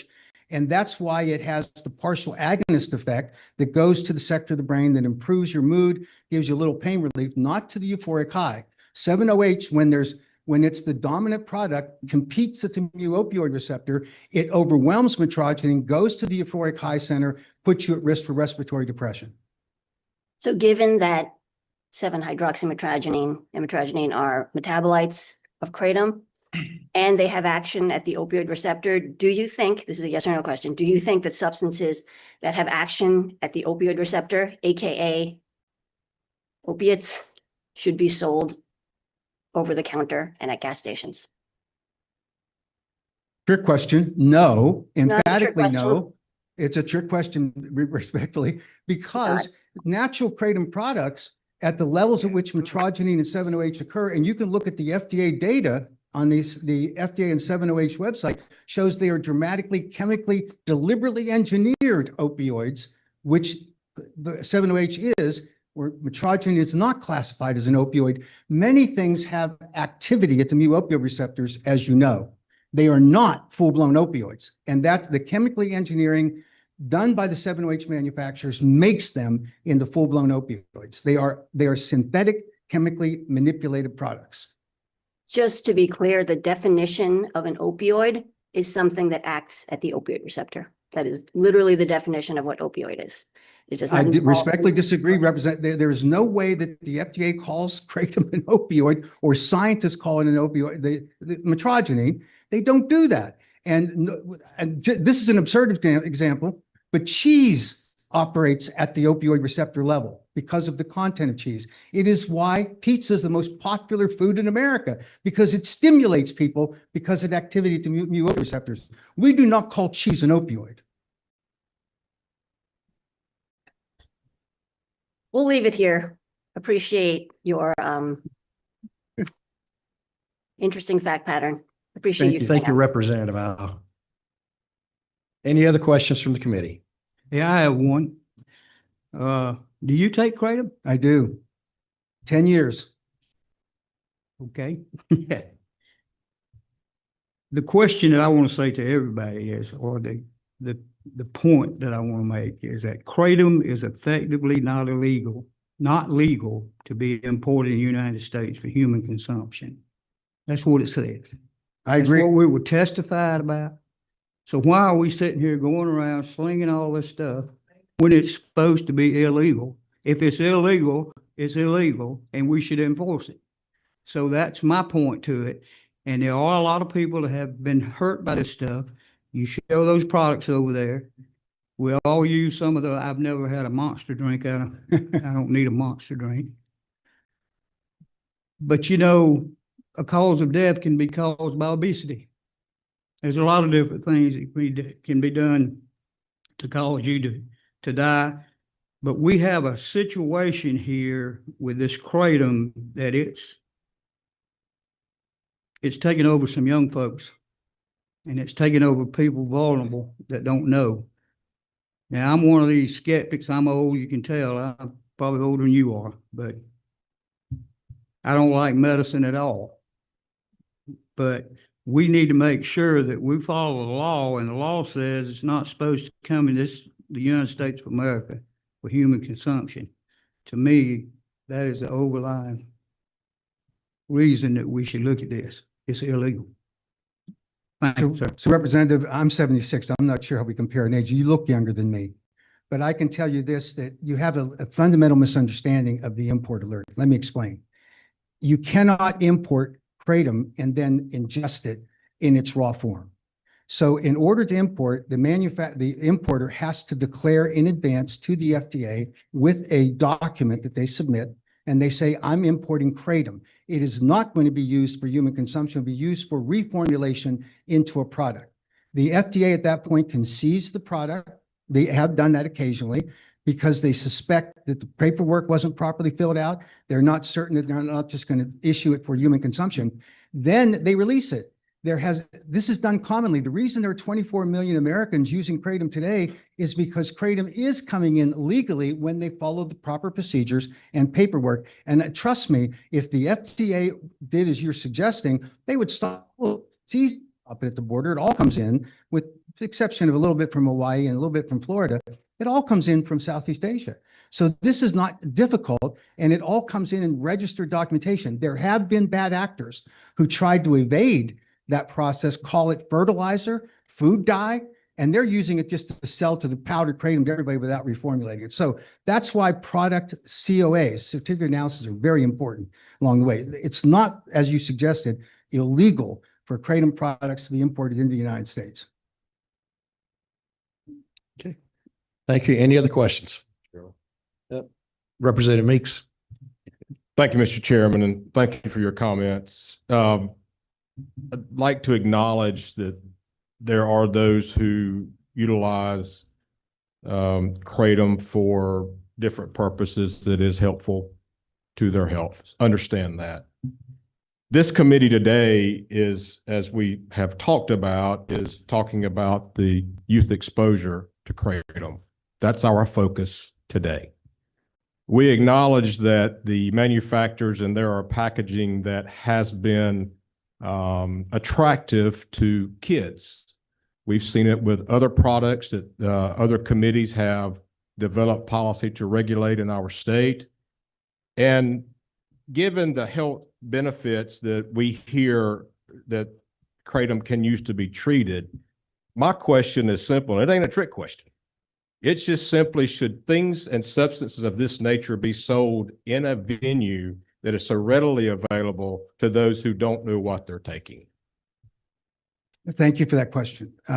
When I spoke at Nora Volko, who's the director of the National Institute on Drug Abuse, talked about this issue in congressional testimony and statements she made about the importance of having products that are potentially valuable harm reduction tools available to people because of the stigma, and you heard that from some of the addiction recovery specialists, the stigma associated with being an addict. And she recommends that Kratom, specifically singled out Kratom, should be readily accessible. The problem she described is that many people won't seek treatment. So if it's a safer product, certainly use it. That's why she spent over $100 million studying it. And she said that if you have it available, a person will get it because they can't find a treatment bed, or they can't afford it, either in rural settings or even in urban settings. So her point is, she actually studies this in her own lab at NIDA. She says, this is a safer product. It's not going to cause the harm that an opioid will, which is why the NIH just embarked on their study. I agree completely that packaging that is attractive to children should be eliminated. But I can tell you this Kratom tastes so bad, kids don't like it. And they're only going to take the spike stuff because it gives them a euphoric high. Natural Kratom doesn't do that, 7-OH does. That's why we got to get it off the shelves. And some natural Kratom leaf products that have used these industrial grade solvents to spike the potency, they should be removed from the shelves as well. But is it not true that that one time may be the only time? If you're using a spiked product that's being bought at a convenience store, one time may be the only time. Amen. Absolutely true. So Which is my why we point need is, and to the testimony that we've heard from others, and the gentleman spoke of, you go in to buy a bottle of water and it's there, it's right there, you know, and you didn't answer the question. Is it one of those products that should be sold in a convenience store or a vape shop where people are going in and purchasing with at least without any guidance, or maybe some guidance from a pharmacist, if that's where it is, as to the benefits and or the risk? Yes, that's why we advocate for every product that is sold in the state of Georgia has to be registered, proven with a COA from an independent lab that it's compliant, every product. And I then get that, but you're not answering my question. Should we sell it in a convenience store? Yes or no? It's simple. I just answered that from what Nora Volko says. I'm asking you. Yes. We should be able to sell it in a convenience store. Not the bad stuff. I didn't say that, and I won't say that because I think those products should be removed from the marketplace. But the majority of natural Kratom leaf consumers use it as a replacement for a cup of coffee. Yeah, they see an energy boost, increased focus. A second tranche, and this is from Dr. Oliver Grundman that the chairman has referred to in the past on his research. The second bucket of people use it to improve their mood and fight off feelings of anxiety, all serving size dependent. And then that third group, which are the people that are treating acute and chronic pain, that's me. And then a subset of that group are trying to get off opioids. That's not me. But they find success with it. So is the product dangerous? That's the critical part. 7-OH is dangerous. Spiked Kratom products that use industrial grade solvents are dangerous. Let's get them off the marketplace. Should you be able to buy Kratom in a convenience store? Absolutely. Thank you for your comments. Thank you, Mr. Chairman. Thank you. Representative Ridley. I guess, first of all, like being sold in a gas station, I think is not the right argument because we buy alcohol and tobacco in a gas station, which the FDA says there's no known health benefit to, and any kid can walk in and see the tobacco and alcohol. So I disagree with that argument. But the one thing that I was on the medical marijuana study committee last year, and the one thing they complained about was just like you, it's the lack of access to be able to testify. But when the lobbyists did testify and took the time like you are right now, they had 3 or 4 advocates with them and split their time with them on why this was beneficial. They drug up the crying child who no longer had seizures, and you're relying purely on public testimony. So I guess, why aren't you bringing your own people using your time to tell their stories, and we're relying only on the public comment? Yeah, fair. I didn't think about doing that. I heard the complaints of the 24 that were at the last hearing. They said that it's I don't know if this is true. They said it's a 3 to 3.5 hour drive, depending on whether you follow speed limit or not, to come over here with not knowing whether they would be able to testify.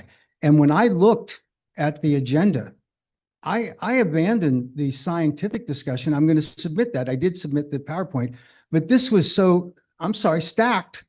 And you look at everybody's anti-Kratom, and you have this island there, me. And so I'm obviously responding. And I think it's a good, I'm sorry. Wait a second, guys. There are some. Excuse me, Mr. Haddow, if I can take over from here. Representative, if I can add to that comment you just made, just for point of reference, since you mentioned it. First meeting, I think Mr. Keene will agree, the people he's asked to testify, I have let them testify, or in the future. Another Kratom lobbyist had the Amir researcher last time testify. We've got another one who wanted one testify in Athens or Bremen. They'll be testifying. So I have responded to that industry. So anyway, I appreciate that question. Mr. Chairman, Mr. Chairman, you did not invite the Global Kratom Coalition to participate in this hearing. You did not invite the Botanics for Better Health and Wellness to And we participate can in this hearing. discuss that Those are- afterwards. If we have the same lobbyist in mind who represents Global Kratom, they have been included. They So, were, no, appreciate your, I asked, appreciate your, Mr. Chairman, they were not I invited. appreciate your testimony, Mr. Hadow. It- Thank you. Have a Mr. nice, Mr. thank you, Chairman, Mr. Thank Mr. you, Mr. Chairman, Hadow. Appreciate, Respectfully, I just think you ought appreciate to the listen. testimony. I hope the Kratom advocates can have time today to testify. We will have public comments this meeting. Thank you Okay. for your And testimony. then I'll hand out Thank you our for your complaint. testimony. I know you want to cut me off, Mr. Chairman. I just want to say I'll hand out the complaint so that the committee can look at it. We do this regretfully, but we think that there's no opportunity for this to be heard. Mr. Hadow, thank you. Okay, I believe we'll continue with the advocacy policy out of the perspective. Everyone have to change out their microphone. And since we got to change out their microphone, let's have a 5-minute break for the restroom break. Thank you. Okay, sorry about that. They got to change out the mics. Yeah, so they're gonna go on break, but Correct. yeah, You can so say this that. isn't an We'll come actual back. ban hearing. This is insane. Yeah, dude, and Mac knew he was walking into the lion's den. Yeah. So, I mean, honestly, he's kept his cool. I wouldn't have been able to keep my cool. This is bullshit. And still, just like the last hearing, they're not talking about youth exposure at all. Exactly. They didn't brought up. Yeah. It's brought up, but they're not discussing it. And that's the whole thing. Like, it's just like a whole fucking summer or their time off, a whole vacation filled with anti-kratom committees, so that when the legislative session starts, that all these people are going to be influenced and they're going to be like, well, we need to just ban it all. But Mac, you know, what? Mac, I don't care. I'm fixing to post this. I was actually typing it up on my X. I don't give a shit how you feel about Mr. Mac Haddo. He brought the heat today. Yep. And you can best believe we're going to clip up this part. You said, no, it's not a ban hearing. No. This is just like, it's called the Blue Ribbon Committee on Kratom Youth Exposure and Other Gas Station Substances or something like that. Yeah, so yeah. technically it's supposed to be about all the stuff that you can purchase at a gas station that the youth may have Access to. Right. And so like but I mean, when you watch it, come on, dude, it's literally an anti-kratom committee. He's like calling in the big people. Like, did you hear that one guy that was like talking about Christ and all that shit and his brother being addicted? He's like, I guess Townsend called him. So it's like, you know, he's calling these people and been like, hey, you know, we need to. And Susan Cave lives in Florida. Yep. Talking about she was in Blairsville, Georgia or something like that. No, she lives in Florida. You're right, Castle. And you know what? That right there. It's like, even if Matt got up there and argued every single one of their points, it would have fallen on deaf ears. I think it's good he pointed out the fucking bias that this whole fucking ended was. Man, you got that right. Mac gets so much shit from all fucking sides, dude. Yeah. And it's you like, know what? He got up there and he spoke. He defended the Kratom advocates. Yep. That are talking shit about him every day. Even the ones that want to talk crap. If you're a Kratom consumer, he defended you today. He sure did. He sure did. And he does every day.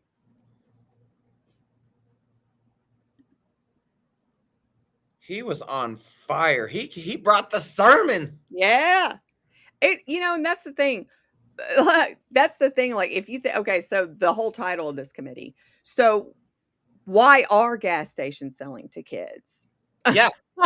Like, y'all don't even need to have a committee. You need to enforce your laws. This right here it's a front.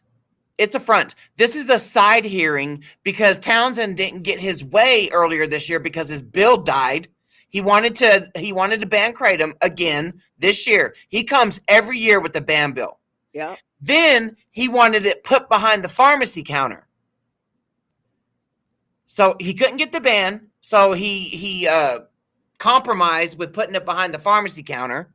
You know, that didn't go through. You best believe he's gonna bring another bill next year. And it's like everybody's just having to sit through this. It's almost like, oh my God, dude. Yeah, I wouldn't have been able to be level-headed, especially when Townsend's like, cutting him off. Yeah. That was a cockfight. I know that's right. I know that's right.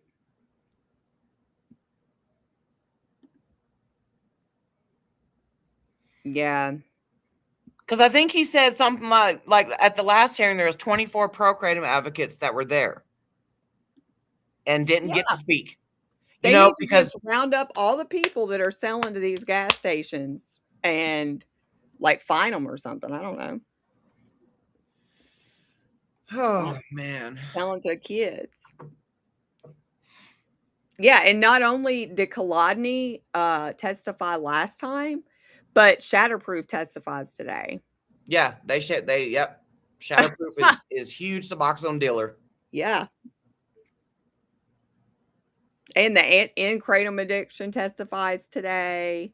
I mean, dude, if you look at the agenda, Mac is literally the only one person today. And for him to say you didn't even ask for scientists today, and dude saying, oh, well, they were at the last one. So there was anti-kratom people at the last one too. It was stacked at the last one. Yep. Yeah. Yep. I mean, there was that one guy that was speaking for the rep, I think Jack Kingston or something like that, and he was reading the FDA and HHS and DEA stuff. Seemed like he was on our side too. But other than that, if you look at the agenda, no, it's all anti. And then at the end, it says if time, whatever, that public comments can be, advocates or whatever can get up there and speak. Why isn't there a pro-kratom advocate allotted time like Susan Cave? Yeah. And like I said, her son had 2 SSRIs in his system. He had Benadryl, and then he had Kratom. And he drowned. God, I hope not, Keith. God, I hope not. I don't know who's there for endocrine addiction, but oh man. Oh man. Oh, it's supposed to be that Hillary chick. Okay. I mean, it's bad either way, but good Lord. Dean is hard to listen to. It's supposed to be his little secretary chick. Yeah, and that lady on Zoom, like, yeah, you can tell their intentions are to ban. Like all their questions are pointedly like trying to disprove anything, saying that it should not be banned. Everybody, break's just about over. All right, here we go.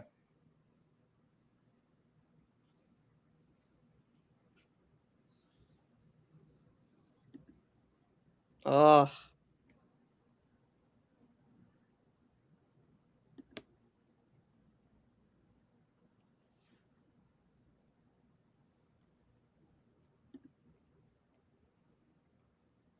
No, not the Benadryl lady. It was another lady. Well, I mean, her son not the Benadryl lady, not Davenport. Yeah, Davenport's the Benadryl lady. This is like, I've noticed a lot have had Benadryl. Yeah.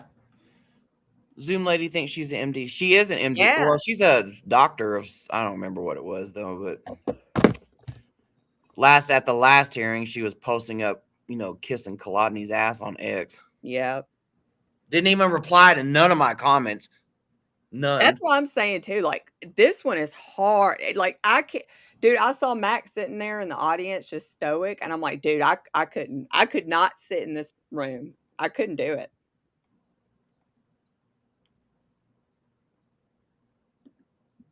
And then they act like they're like he's getting attacked, like he's attacking Townsend. I hate it when people act like that. Like they sit there and keep poking the bear and pushing you around. And then when you actually like just defend yourself, you're attacking them. Get the hell out of here. Yeah. I hate that. I know, Dylan, huh? This has my blood boiling as well. I rolled out of bed early for this shit. It's like, dude.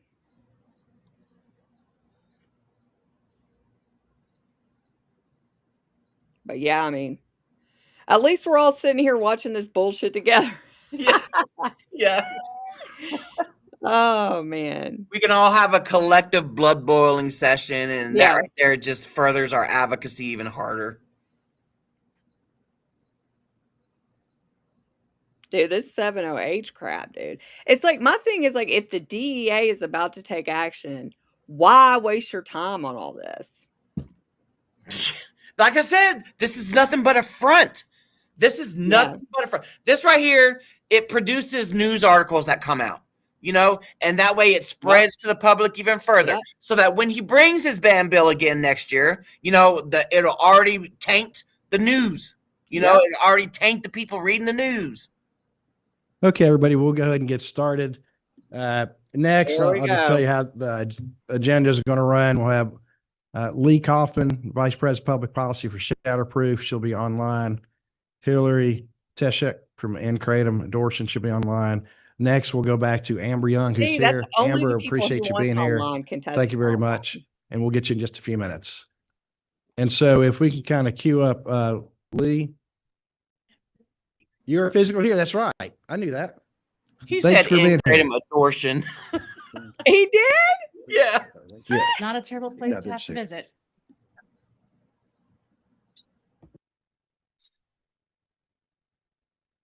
Great. Can I control my slides or? Thank you so much. Great. Well, whenever you're ready, then we'll get started. Here comes Shatterproof.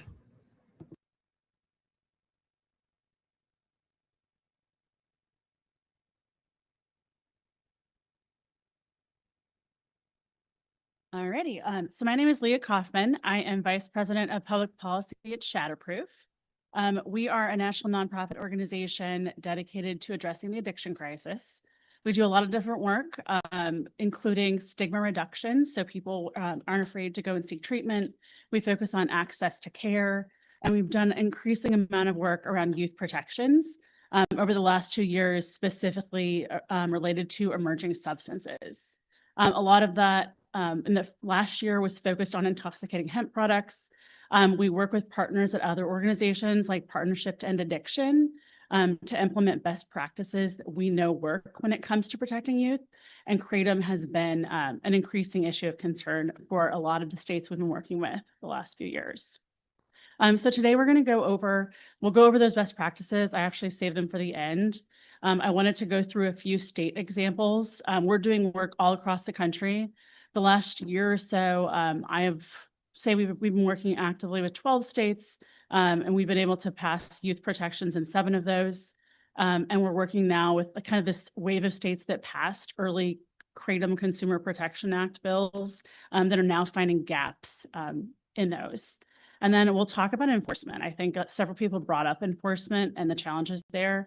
And I think that's probably the most important part of this discussion. First, I did want to note that Max said that Shatterproof is funded by addiction recovery groups. We're actually primarily funded by individual donors, people with the disease of addiction or those who have been impacted by it. We also receive private foundation grants, state grants. We're a 501c3 nonprofit, nonpartisan organization. And I'm sure somewhere in there are a couple addiction recovery groups. We tend to have, a mixed relationship with folks because one of our streams of work is holding treatment facilities accountable to delivering high quality care. And you can imagine that ruffles feathers once in a while. So, but with that, I think we'll go ahead and dive in here. You all have seen all these products, right? So I just put some photos of the various types of products. The biggest challenge we're dealing with is that the market is so diversified. There are hundreds and hundreds of products out there. We have on the left-hand side, these quote unquote whole leaf kratom or natural leaf, comes in powder form and in capsules most commonly. You see these confectionery products, these little ice cream cones.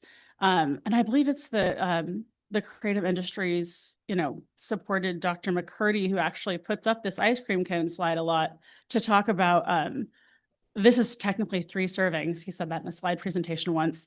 And how are you supposed to divide that ice cream cone into 3? I thought he made a great point. These little donuts, this extract, I mean, these are obviously marketed to children. And then you have some of the the tablets and the high concentration 7-OH products over on the right. I think like underlying everything I'm going to say today, I don't have the answer for you on exactly what you should do.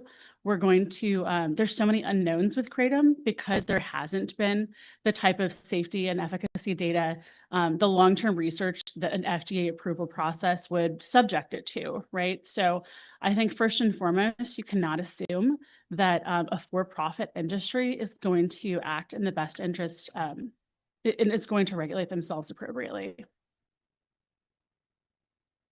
We know that there have been increases in Kratom-related poison control center reports to poison control. I believe someone earlier had said, I hadn't seen the Georgia-specific data, a 66% increase season.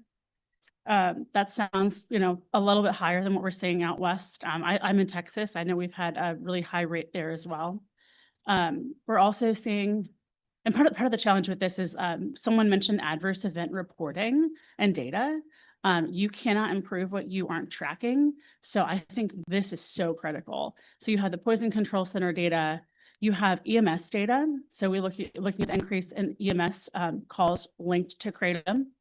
My husband is a firefighter paramedic, and I hear stories from her firsthand about this. But they weren't tracking this. Not all states are using the EMS data to track this, right? They're not necessarily poison control. I think they started tracking this better last January. So a lot of the data that we have is new. And we hear from addiction medicine clinicians constantly. Some of them don't know what to do. They don't know how to treat people who are using Kratom, and especially with the diversity of products out there. But we know that buprenorphine is the primary way that they're treating Kratom addiction right now. This is one of the 3 FDA-approved medications that we use for opioid use disorder, and it is effective on Kratom. And we know that addiction medicine doctors are encouraging patients to carry naloxone. Naloxone does work to reverse most Kratom overdoses. It sounds like there is a small fraction, I'm not a clinician, but a small fraction of overdoses that cannot be reversed with naloxone. But the important point is that you really aren't doing harm when you're giving someone naloxone. It's safer to use it than not. So how do we do this? So we have other substances that we've regulated, obviously. We learned a lot from alcohol, just balancing the public health and the public safety side of things. We obviously have licensing systems. The state controls distribution and in some cases, limits on outlet density. So how many shops are able to sell this? Where can people get these products? I think it might've been Derek who said earlier, his brother walks in the gas station or someone walks in the gas station and their products are just right there next to the chips and, it's easy to access. And it makes it harder for people who are in recovery. And then we have excise taxes. I'm not a tax expert, but I wanted to talk to you about a little bit about taxes and enforcement later. So some things that don't work when we look at translating what we've done for something like alcohol to Kratom. Alcohol, we know what it is, right? You have your beer, you have your wine, you have your grain alcohol. It looks pretty much the same. This market though, Kratom, it's changing. There are extraction technologies, there's alkaloid isolation. I know you all got the science version, of how all this works at the last hearing and stuff, so I won't get into that. But just to point out that there is, when you see like one product, you've seen one product. And so that provides a huge challenge to us from a regulatory standpoint. And the uncertainty. So there's not a lot of research around Kratom. We have a little bit, like we have worked with one of my favorite experts is it's Dr. Cornell Stanchu from Dartmouth. It took us a long time to find an expert who's been researching Kratom who has not taken money from industry. And I want to acknowledge that research is expensive, and just because someone has taken money doesn't mean that their work is not good, but we wanted to have the most unbiased and balanced opinions and information available. So we've worked with him and he has shared some of these concerns on the slide. We just don't know what this is going to do long term. All right, so this is not Shatterproof's work, but I wanted to share briefly the Partnership to End Addictions work. They have created a youth protection framework, And we initially started working with them on this related to marijuana, youth protections for marijuana and intoxicating hemp products. I know you all were talking about, Delta 8 products like that a year or two ago. So well, here, let's look at the. So some of the challenges, I think we just kind of talked about all of these, right? And when a substance is legal, you see people prioritizing profits over health. We saw the video of them targeting youth. There are perceptions of safety, oh, I can walk into the gas station and buy this. So someone obviously vetted this, it's fine, right? I have 3 teenagers who I worry about every day because, they walk into the gas station and I wouldn't let them buy an energy drink either, but they could buy an energy drink or they could buy Kratom products and no one's checking that. And they're assuming that they're fine because otherwise why would 7-Eleven have it? So the partnerships framework, they looked at decades of research on tobacco, nicotine, alcohol, and marijuana literature. And I encourage you, I will provide to you, Mr. Chairman, this report. It has we already know exactly what we need to do to protect youth from substances generally. Do we have all the answers to Kratom? No, but I think that a lot of this will get you, part of the way towards where you're headed. They did a landscape review of all the state laws, what different states are doing, how those things have been effective in minimizing youth access. And then they recommended a bunch of different areas that we'll be diving into. I'm going to go into 5 of these just after we talk about the state examples, the product composition, packaging and labeling. You've heard all of these today, advertising and marketing, the manufacture and sale. I think there is one thing that Mac and I agree on, and that is that the certificate of analyses, this independent lab testing piece. So we can talk about that. And then the sale and distribution to youth. So I want to talk about the KCPA bills. So KCPA, it's kind of a misnomer. None of these bills, or I shouldn't say none. There are some states that have used the same model bill. But most of these bills have variations. You see one KCPA bill, and that's not what it looks like from state to state. On the left, you can see things that are generally in a KCPA bill, generally things that industry supports, that we support, that are less controversial. Age restrictions, 18 or 21, we would say 21 is the gold standard for that. Not including dangerous non-kratom substances. Everyone agrees we don't want heavy metals in anything. Products that have less than, so this is kind of a catch here, less than 2% of the alkaloids contains 7-OH. I think there was some misinformation shared earlier. There is 7-OH is in whole leaf kratom. There are a whole bunch of alkaloids. I think we used the word maybe derivatives or something else earlier. We've been using alkaloids because I feel like it's easier to understand that as like individual ingredients making up the kratom leaf, right? There are mitragynine is like 66% or something of the alkaloid content in kratom leaf. And 7-OH, where they get this 2%, is 7-OH is less than 2%. What they often fail to share is that 7-OH is extremely potent compared to mitragynine. And then, let's see, administrative fines. We'll talk a little bit about administrative fines. I think I have a good example from Utah. And then on the other side, so gaps in the KCPA bills, meaningful retailer and manufacturer oversight. I know we're here to talk about that. This is testing. This is licensing facilities that are both manufacturing it and selling it. This is product labeling. These are the certificates of analysis that he mentioned, and the independent lab testing. And then the marketing and advertising protections. Increasingly, we've seen states actually including youth marketing and advertising provisions in their bills. I think that's been a really positive trend the last couple of years. But this last piece, the adverse event data, is usually overlooked. Texas. I chose Texas because I'm from Texas. And we have a very similar bill to you all. Our KCPA bans, all the things on that sample KCPA bill in the last slide. We also don't have a licensure process or a product registry process. So that has been a huge challenge. RAG's office, I won't read it, but it's on the slide here. They went around and they sampled products and they tested them, and almost nothing is adhering to this. In fact, the 96% 7-OH being in these products, that's pretty pretty egregious. One of the challenges we have in Texas is that we have a lot of rural areas, right? We have a lot of independent gas stations, independent carryout stores. And generally, it's been a lot easier for the chains to, they're pretty adherent to whatever policies are out there. But I drive my son around to travel baseball, and without fail, every other game at least, I walk into a gas station where we have not only Kratom, but also the banned hemp-derived products just right next to the chips, not compliant with the laws. So you're not the only state experiencing this for sure. I won't tell you what you have in Georgia.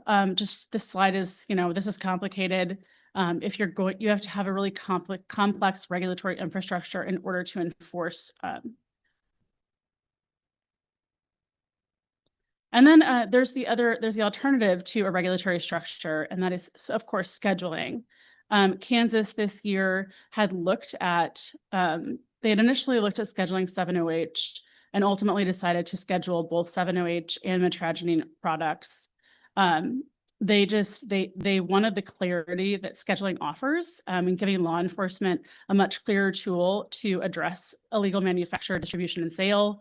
When we talked to a lot of law enforcement organizations that you walk in a gas station and you don't know which products are compliant and which aren't. Especially even if you've gone to a regulatory structure, if there's not standardized packaging and labeling, and they can't pull up a number of the product that's registered. I mean, how are you supposed to know what's okay and what's not?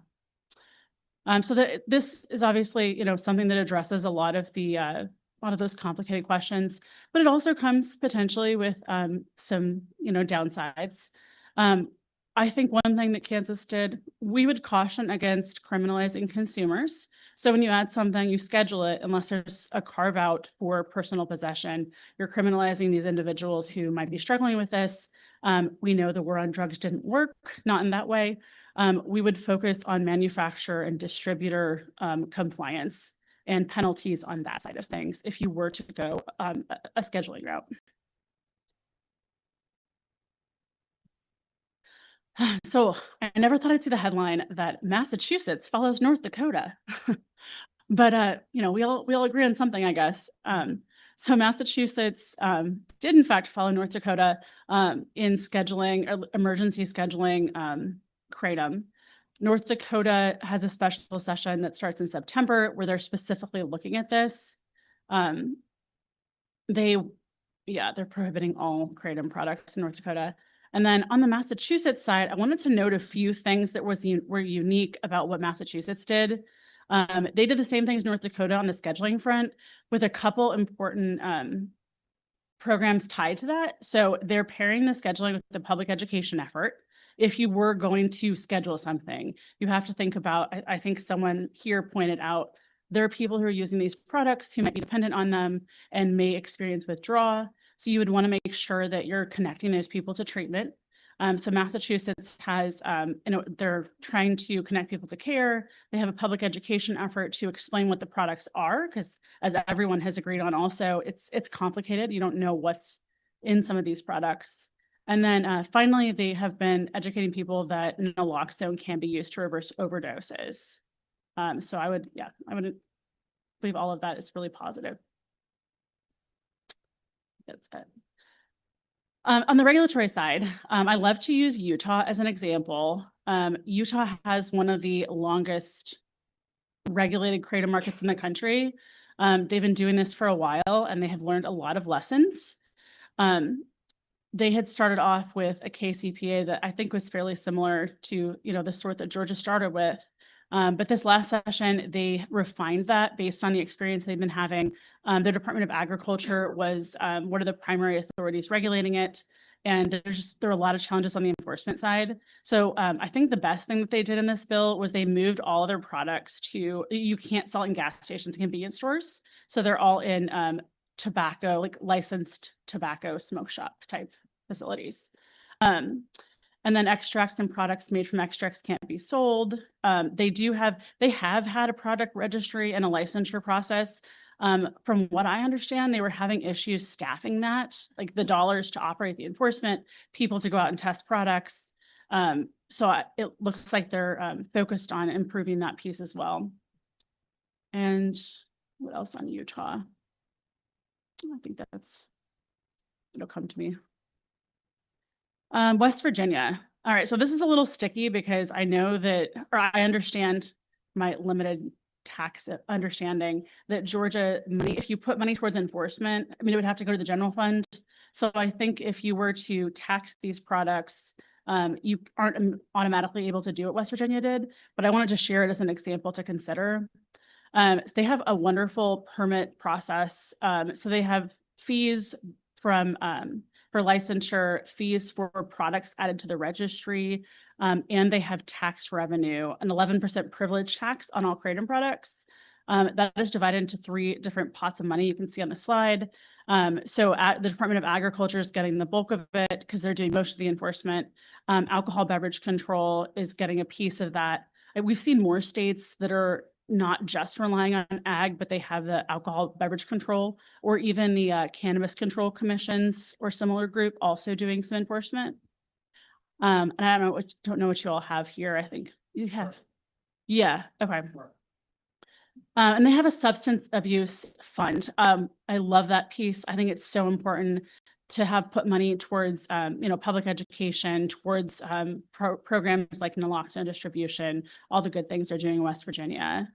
But in the bold there's $6 million in revenue collection from taxes and fees, which is not a small number. And it's allowed West Virginia to have a meaningful way of tackling the enforcement piece of this. And not to say it's perfect, because it's certainly not, but they are struggling less than other states on the enforcement piece. And Ms. Kaufman, if you can talk about the youth too, you mentioned part of your presentations on the youth and kind of. Yes, of course. This is the end here. So there's 5 different areas for youth protections. This is all from the partnerships framework, which I will send you. But looking at access controls, some of the things you already know about, 21 age restrictions, behind the counter placement. West Virginia does something cool where they require ID scanning. I understand that's not widely used for Kratom products, but that it can be used in like nightclubs, right? Or other venues. Proximity buffers. So we don't want shops that are selling this near schools or playgrounds or places that children congregate. And then I guess the most expensive, complicated piece, but also very effective, is compliance checks using underage decoys. It's like secret shoppers to see if your laws are actually being enforced. I wanted to address the pharmacy counter thing. I know we've talked about this. So we went back to look at is there anywhere that is putting products behind a pharmacy counter? I found an example from Australia. Unfortunately, couldn't find anything from the US just because these products are not FDA approved. But in Australia, they put nicotine pouches and vapes that are used for smoking cessation behind the pharmacy counter, with the idea that, the pharmacist is counseling, how to use these products. Putting it behind the counter makes age verification easier. It reduces product visibility. It can create friction. That's what we want to do, is we want to create friction and make it harder to get these products.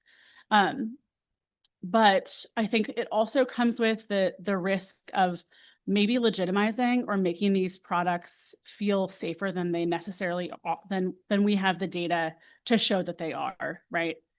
This product hasn't gone through the rigorous FDA vetting process. There are a lot of risks. If I'm getting it from my pharmacist, I'm probably going to feel like it's much potentially less risky than it is. Also, there's the question of pharmacists are not trained on how to use Kratom because it's not FDA approved. And, you would have to educate the pharmacist to make sure that they have the best data available. Product standards. We don't need to get into this in too much detail, but this is about the lab testing. Happy to send more on any of this. The form and packaging restrictions, child resistant packaging. These are all things we wanted with cannabis products, just making sure that if kids aren't able to get into these and have accidental exposures. And then clear labeling is the biggest piece of this. The labels, they don't look the same. We need to know what a dose is. If you're going to keep this out there, right? You need to know what a dose is that's safe. And there's very little data showing what a safe dose is. Nothing on 7-OH certainly, and very limited data to tell you how many milligrams of a metragine-only product you could have before you start to see an increase in adverse events. We have one study that our expert from Dartmouth shares. It's like 53.2 milligrams was the cap that where they didn't see a lot of adverse events. But this is also a small study, and you know, it was a small group, and it's you take like long-term clinical trials to really know what's safe and what's not. But if you're looking for the best available evidence, it would be, you know, that cap, and then he had suggested 3 servings per package, right? But that doesn't, you know, with the caveat that that doesn't mean it's safe. That's just, if you had to do it based on the best available evidence, this is how you could do it and potentially minimize risk. Just 3 more and then we'll be done. Retailer manufacturer oversight. Yeah, this would take a long time to get into. I provided you a Nebraska example. They have a good graduated penalty structure. So looking on the enforcement side, we didn't touch on this yet, just making sure that there's a process where you can both fine people and then increase the fine for repeat violations and then yank their license, assuming you would hopefully implement a licensure structure if you decide to go with regulation. And Maryland has a good example as well of a product registry. They also have, they did another bill this year enabling the state to seize and destroy products that are not compliant, which you think would be obvious, but a lot of states haven't done that yet. Advertising and marketing, yeah, I think everyone agrees on this. We don't want cartoon characters and colorful packaging. Let's see. Oh, on the bottom right, this is interesting. The prohibiting Kratom advertising in like venues where youth gather, or even like online places where more than a certain % of the audience is under 21. But this is an example that calls out like stadiums, concerts, sporting events. The other piece of this, there's been a lot of targeting of youth athletes. I mean, just athletes in general. I think someone today had shared that they use it, like we're using it after workouts or for pain related to that.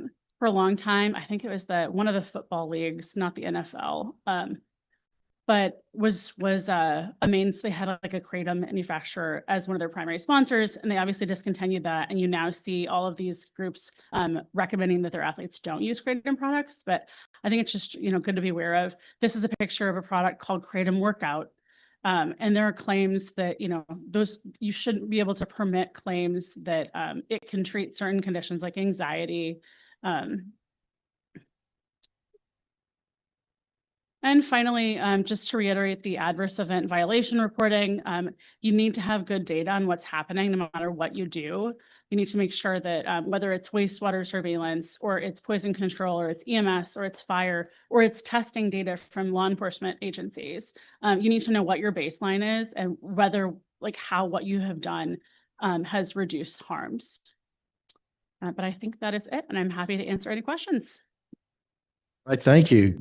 Committee questions. Representative Corbett. Thank you, Mr. Chairman. Thank you for your testimony. You're talking about pharmacy, if you put it behind the counter.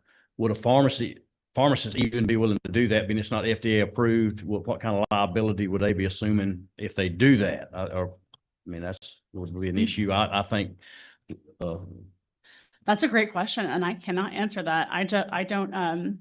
We have worked with pharmacy boards where states have chosen to go look at scheduling of 7-OH or other alkaloids, but I don't know how the pharmacy folks would respond to that. And one other question on the this product here we passed around. Oh, did you pass it? Was this yours? No. Okay, I'm sorry, but I've asked you this question, throw it out there. But it says it's full panel, third party lab tested for safety. You got a QR code. I pull that QR code up. It takes me to a page. You select flowers or all different products, and I never get to show the full panel analysis. Yeah. On this, like the little blue bottle down here, it has shows the content of 7-OH in that, but on QR code I can't. So not necessarily a question, just a comment on what comes. No, we've seen that a lot. Or not even just the QR code to the testing, but you know, where it's been required to have contact information for a company, you'll often call the company or go to the website, and it's not good anymore. So that's part of what a product registry can solve is you'll have a number on there, you'll know the product's registered, you will be able to scan the QR code and see exactly what's in it. Yeah, I never could get to the full panel analysis. Yeah. Thank you. Other questions? Sure. Representative Meeks. Thank you, Mr. Chairman. Thank you for being here today in your testimony. And realizing that you covered several states that have different regulations and laws in place, did any of them have the capability and the infrastructure to test these products, or do you know if they're doing state labs, or do you know if they're using third-party labs in order to test what they're pulling out to see what's actually on the market? Yeah, it's a mix. I haven't seen one state that's doing it perfectly. Utah had a great structure on paper, but as we all saw, or I think you all saw at this point, they had to refine what they're doing this year because it wasn't working. And their Department of Agriculture didn't have the staff to keep up with that. So I think we have a lot of things that look good on paper, and the biggest challenge on the enforcement side has been resources, which is why I bring up that tax piece. Like you all have to have dollars to be able to, Right. Implement the beautiful paper. Thank you. Thanks, Representative Meeks. Anyone online? Me. Okay, go ahead. I'm I have sorry. one comment. I just want to note that I had a similar concern to what Representative Corbett was saying about as we go forward and develop policy recommendations, that one that I would caution against is having pharmacists handle it or having it behind the counter, because I think that for something that is explicitly not FDA approved for any medical indication, to give a product the sort of legitimacy or imprimatur of health by having a pharmacist handle it, first of all, introduces the pharmacist to, I think, an incredible amount of liability. And second, again, it gives this sort of sheen of legitimacy and safety to a product that has not been fully tested for any medical indication. So I would probably encourage us to move away from that as part of our policy recommendation. One example I'll give, just so you know there's a real life application, is when CVS started partnering with Aetna and having more of like a health hub focus on its business, they deliberately decided to stop selling cigarettes behind the counter at CVS for exactly that reason, is that they could not purport to be a health hub and providing care for patients while also selling a highly addictive product. Yeah, I would actually add to that. So Australia, I had mentioned, they sell the vapes behind the counter for smoking cessation. They had the nicotine pouches behind the counter.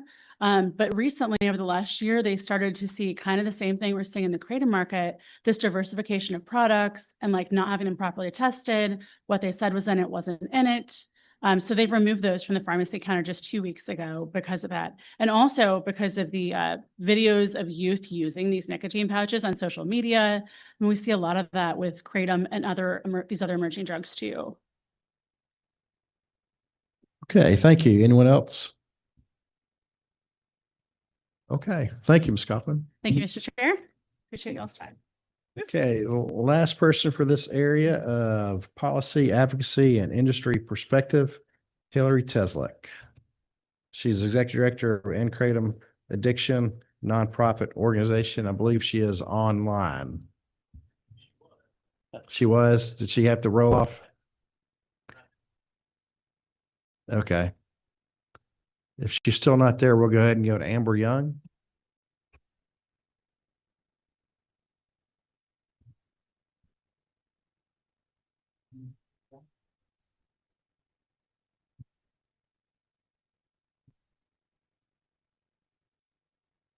Good morning, Chairman Townsend, members of the committee, and everyone who has taken their time to be here today. My name is Amber Young. I'm grateful for this opportunity to speak with everyone today about something that is very personal to me. Not only as someone that's been in recovery, but for someone that helps other addicts now.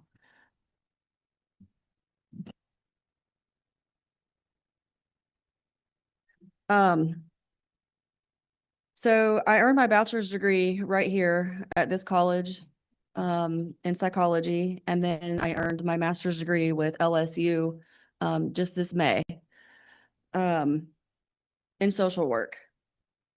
I've worked in residential and outpatient treatment as well as for drug court now. I work for Camden County Drug Court. Perhaps mostly important, I graduated from that program. And that program saved my life. Otherwise, I would have had felonies that followed me around for the rest of my life and limited my potential.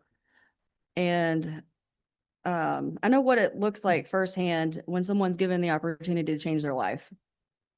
And I believe that we do have the opportunity here today to give young people that same opportunity before they need a drug court program, before they need treatment, and before addiction becomes a part of their life and determines the direction of the rest of their life. So before I was a social worker and before I started working in addiction treatment, I was a person in recovery, just trying to get by. And I lived with chronic pain and chronic headaches. And that is where Kratom did enter my life. In the beginning, I only used it, from time to time for headaches. But eventually it did turn into using it more often, right? I worked at a vape shop in Camden County where I was responsible for ordering and stocking both like Delta 8 products, Kratom, and all that stuff. So I educated myself on it. I did a lot of research. I knew what it was. I knew what the risks were. But because I lived in chronic pain, I ended up taking the risk and I used it. And after some time, it did become like I ended up using it daily.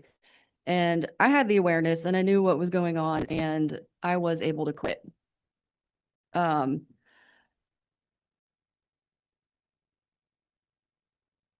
So I had a lot of support, and I had a lot of knowledge and I had a lot of awareness and I was able to taper myself off. At that time, my partner, he was not able to do that. And I believe he's still using 7-OH products today. His use turned into lying and, like a full-blown addiction. And it put a lot of strain on our marriage and we are going through a divorce right now. But I was able to stop with no withdrawal or anything. I tapered myself off and it wasn't bad. But I think about people that don't have support, that weren't, working for some goals. I had a lot ahead of me and I knew that. And so I had a lot of motivation to change. And so I did.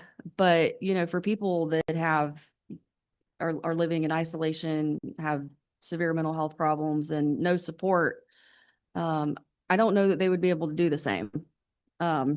Because it wasn't easy to stop. I did have the obsessive thoughts about it. I did have some difficulty tapering off of it. Some days I was successful and some days I was not. But I just got back up and I tried again the next day. But it's not an easy thing to try to quit. So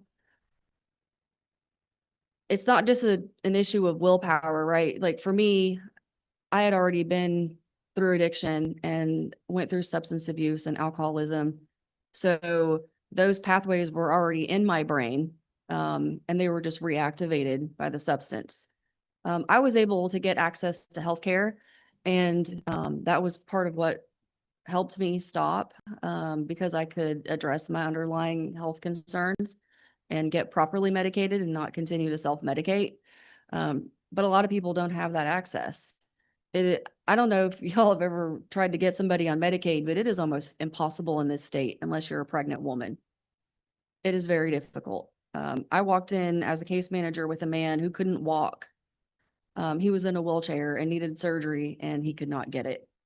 So healthcare is a big issue in this state. And, for people that don't have that access to healthcare to treat their pain, this is something that they may turn to and it helps. It really does help with pain. And as we've talked about the traditional Kratom and the 7-OH, they're not the same. I have taken both products. I took the 7-OH like once and was like, this is insane, that I can get this at a gas station. Well, I got it at a wholesale place. It was brand new. I'd never seen it before. And I just grabbed a package of it. I was always looking for new, different stuff for the store. And it was strong. It was nothing like taking the regular little capsules or anything like that. It was like taking stronger than a Percocet, probably like an Oxycontin, because it is like 17 times more potent than morphine. So then we have to stop when we need to think about the kids, right? Like their brains are still developing. They don't have judgment or impulse control. They don't know how to think about their future. But they also go through pain. They have trauma and stress and peer influence, right? But we don't have decades of research on what this does to adolescents. And so I think that it is really important that we look at the packaging. You can get it in gummies, drinks, chocolate bars. It is so appeasing to kids. And yes, you do have to be 21 or older to buy it, but that doesn't stop kids from getting vapes. It doesn't stop any of it. But to make it look that appeasing, it should not. Kratom tastes like crap. It tastes awful. And if you left it like that, kids probably wouldn't want to use it. It is disgusting. So we need to look at, the environment, the entire environment around these products, the packaging, the labeling, how accessible they are, whether or not people are actually putting it behind the counter like they're supposed to, because I think that's already put in place. And many of these that have been tested, they don't have the amounts of the product that they say is in it. So you have no idea really what you're taking with a lot of these things. So I don't think that we need to wait for a generation of young people to struggle with this addiction before addressing it. So we already have the 21 or older requirement, but those age restrictions don't eliminate youth exposure. They share them. There's online access to it, and many of them are very easy to get. You say, yes, I'm 21 or older, and some of them don't even have any verification. Some might, but most of the Delta 8, all that stuff, where I first purchased it was online. I found out about it on the internet, and I was like, wow, we should get this at the store. So kids could easily get it online. They've already talked a lot about the independent laboratory testing, clear disclosure of the concentrated or added 7-OH, and that, consider a maximum allowable concentrations of that. And the packaging and the marketing, I think it's been talked about a lot today. I don't want to wear that out, but I think that is extremely important. So, but not every Kratom product is identical. And in this process too, we can't forget about the people that are already using it. What happens if access is restricted? Like we've seen before, whenever OxyContin was taken off the market, people went to the streets. It became even more unsafe. So we need to think about, treatment, tapering options, healthcare education, and, like they've talked about, buprenorphine treatment. I don't think a lot of people even know that works for Kratom. So that is all extremely important.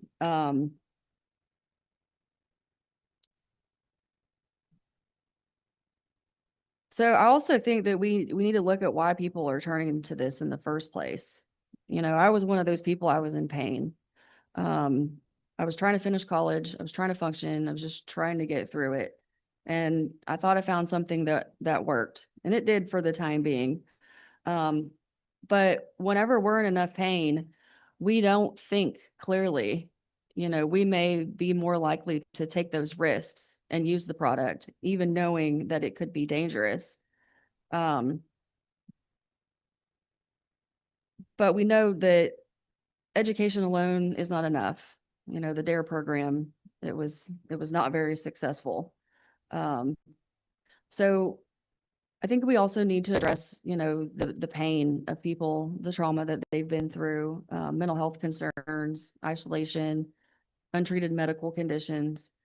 And it's extremely important for young people who are facing poverty, family instability, trauma, or other adverse experiences, because generally this is when addiction happens.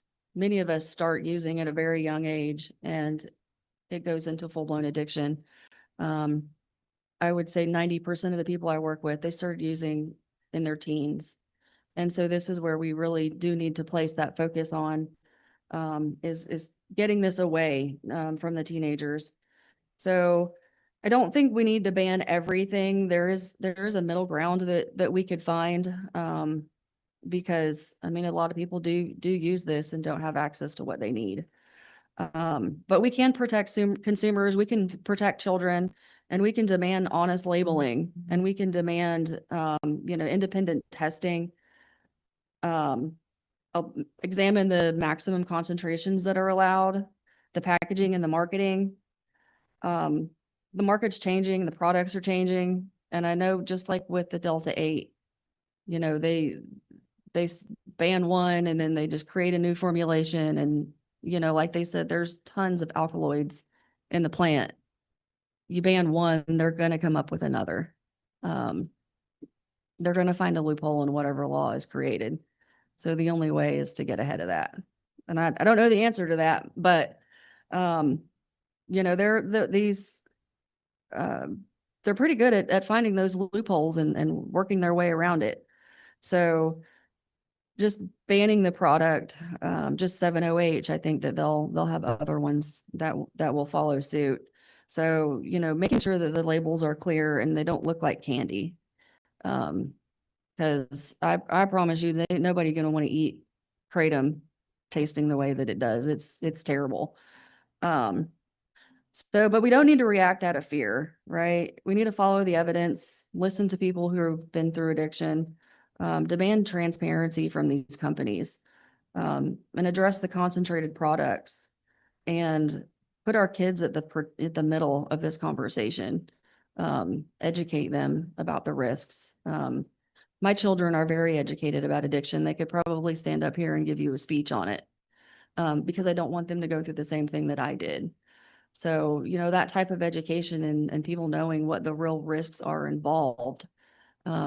Recently there was a woman that was hospitalized in a coma because of a heart condition that the 7-OH caused. The concentrated things are extremely dangerous. So I think that we do need some prevention, education, regulation, treatment access for people. And I was fortunate enough to get a second chance. And I think that our kids should have a second chance, or a first chance, right, to live a life where they don't get addicted when they're a teenager. Because it'll start with Kratom and then it will go further. That's just how addiction works. It's progressive. So life doesn't always give you a second chance, so take the first one. And that's it. Thank you. Questions from the panel? Representatives. Representative Corbett. Thank you, Chairman. Thank you for your testimony. You said you was on the natural leaf. You only took the 7-OH one time. Yes. And you was able to quit on your own on the natural leaf. You didn't have the withdrawals like the 7-OH. People are hooked on that. No, I did not. Is that typical in your experience working with addicts, the ones that's on natural leaf versus the 7-OH? I personally, I knew not to take, really high amounts of it. That's going to lead to addiction for sure. So I was careful in how much I would take. And then when I tapered, I made myself a 2-week plan on, take one less pill a day or something like that. The problem with addiction is that most of us, we end up having those obsessive compulsive thoughts, and it makes it difficult to do that because we'll rationalize taking more. And then, at the end of the day, you feel terrible, shameful about it that you couldn't stop, or you couldn't, follow the plan. And a lot of people will give up, right? Addiction, it's insanity. But I think that most people that experience severe withdrawal from it, they take high amounts of the product, and unsafe amounts. Thank you. Other questions? Representative Meeks. Thank you, Mr. Chairman. Thank you for being here today and your testimony and your work with others that have been addicted or that are addicted. But just as a education for us, whenever you first chose to start Kratom, was it, okay, I saw it on the shelf and I decided to try it? Or was that through conversation that you had heard from someone else that, okay, this may help treat X, Y, or Z? What was your first interaction with Kratom? Well, I worked in a vape shop, so I had a lot of interactions with customers that used it. I did have customers that used it to get off of heroin. I had a few of those and they were, successful at staying off of heroin. So it does help with some harm reduction for people. I had a lady that would come in and she would get it and she'd put it in her coffee in the morning. I had other people that did use it for chronic pain. And one day I was at work and I had an excruciating headache and I was at the point where I couldn't take it anymore. And I decided to try some and it helped. Thank you. Thank you for being here today. Thank you. Other questions? Online? Thank you for your testimony, willing to come in, Amber. We appreciate it. Please tell Judge Kelly thanks for all his work as well. She works with Judge Kelly, and he's probably one of the first judges that actually started testing for Kratom through the drug court. And he's a good citizen, community member of the Golden Isles for sure. So thank you. Representative Al, we're going to have one more before Emery comes on, if that's okay. Al, I apologize. We have Hillary back. Hillary, we've got a few minutes and we have to get to another presentation after that. Thanks for joining back us again. We're sorry we lost you earlier. Of course. No worries. I'll let you go ahead. Thank you so much. Chairman Townsend and members of the committee, thank you. My name is Hillary Tusluck. I am the Executive Director for End Kratom Addiction and former VP co-founder of Quitting Kratom Support.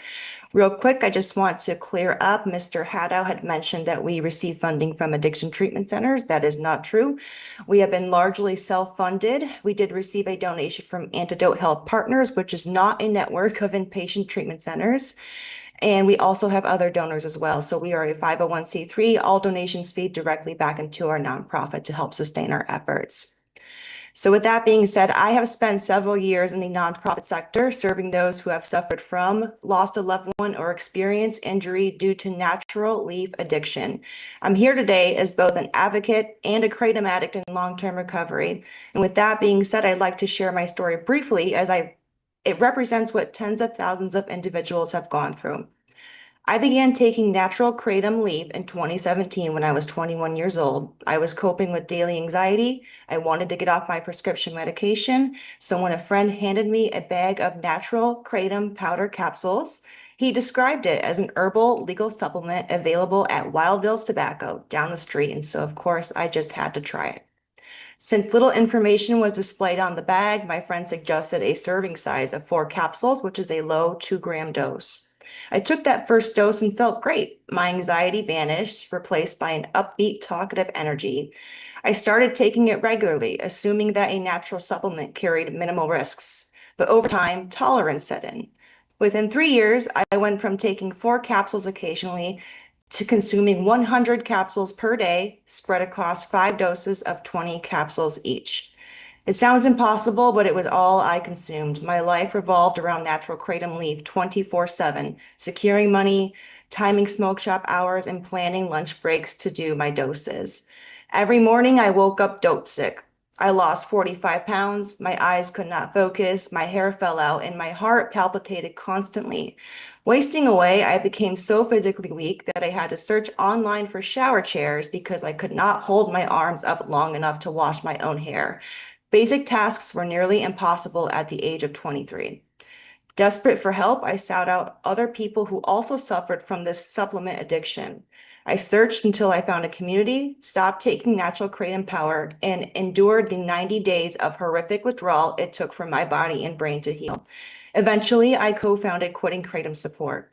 This recovery network grew to 15,000 members, allowing me to engage with thousands of people suffering from natural leaf kratom addiction. Today, working for End Kratom Addiction, I use my unique experience and knowledge to educate the public on the risks of not just extracts, not just 7 known its derivatives, but natural leaf kratom. And so let's look at the deceptive commercial reality that is driving this youth exposure. A primary driver is that natural kratom leaf is often marketed as a safe holistic supplement. Routinely compared to coffee or tea in retail spaces and on social media, natural kratom powder leads unassuming customers to unwittingly fall into a physical opioid-like dependency.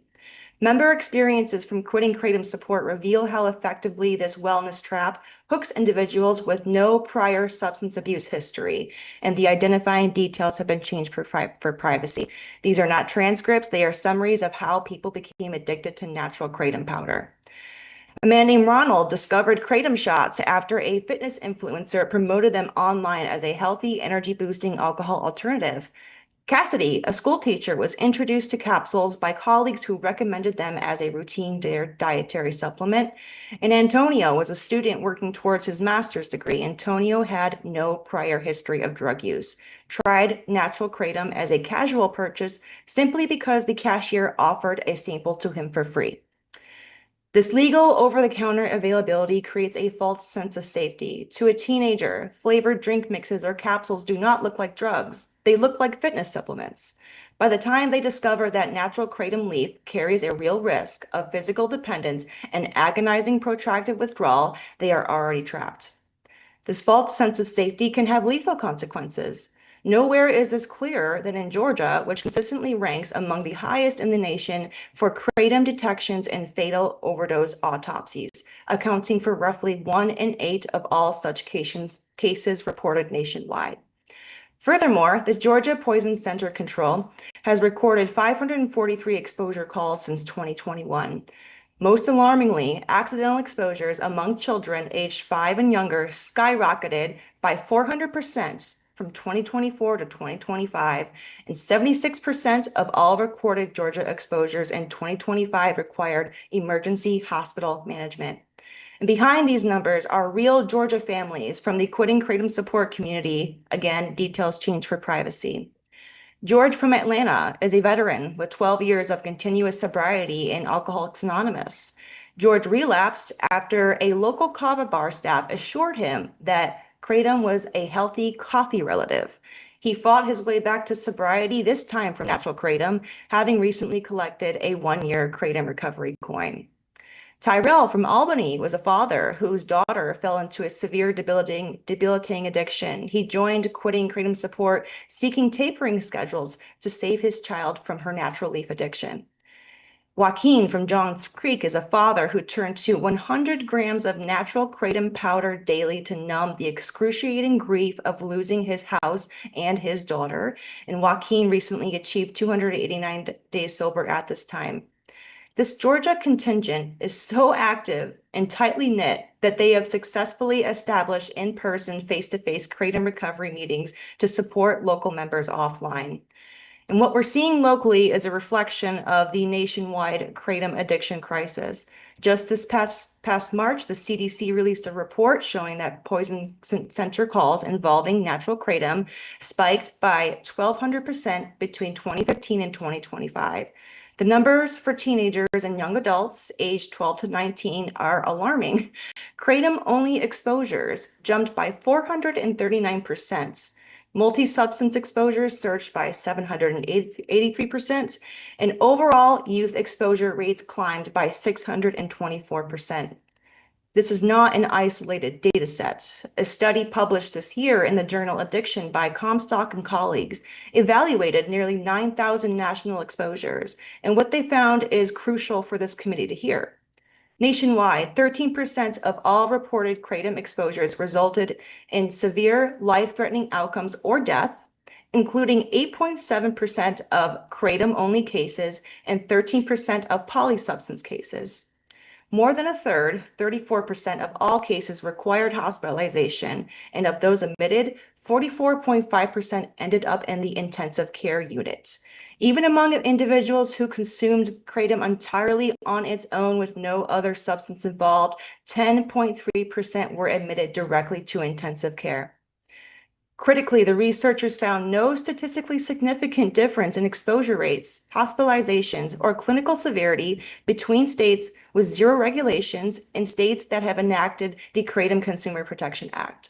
Simply put, light touch measures like basic labeling and age limits failed to reduce these harmful public health encounters. The only states that saw statistically significant reductions in both exposures and hospitalizations were with those with complete kratom prohibitions. And finally, when we look at the youngest and most vulnerable, the National Poison Data System recorded 490 exposures in children aged 12 and under between 2015 and 2025.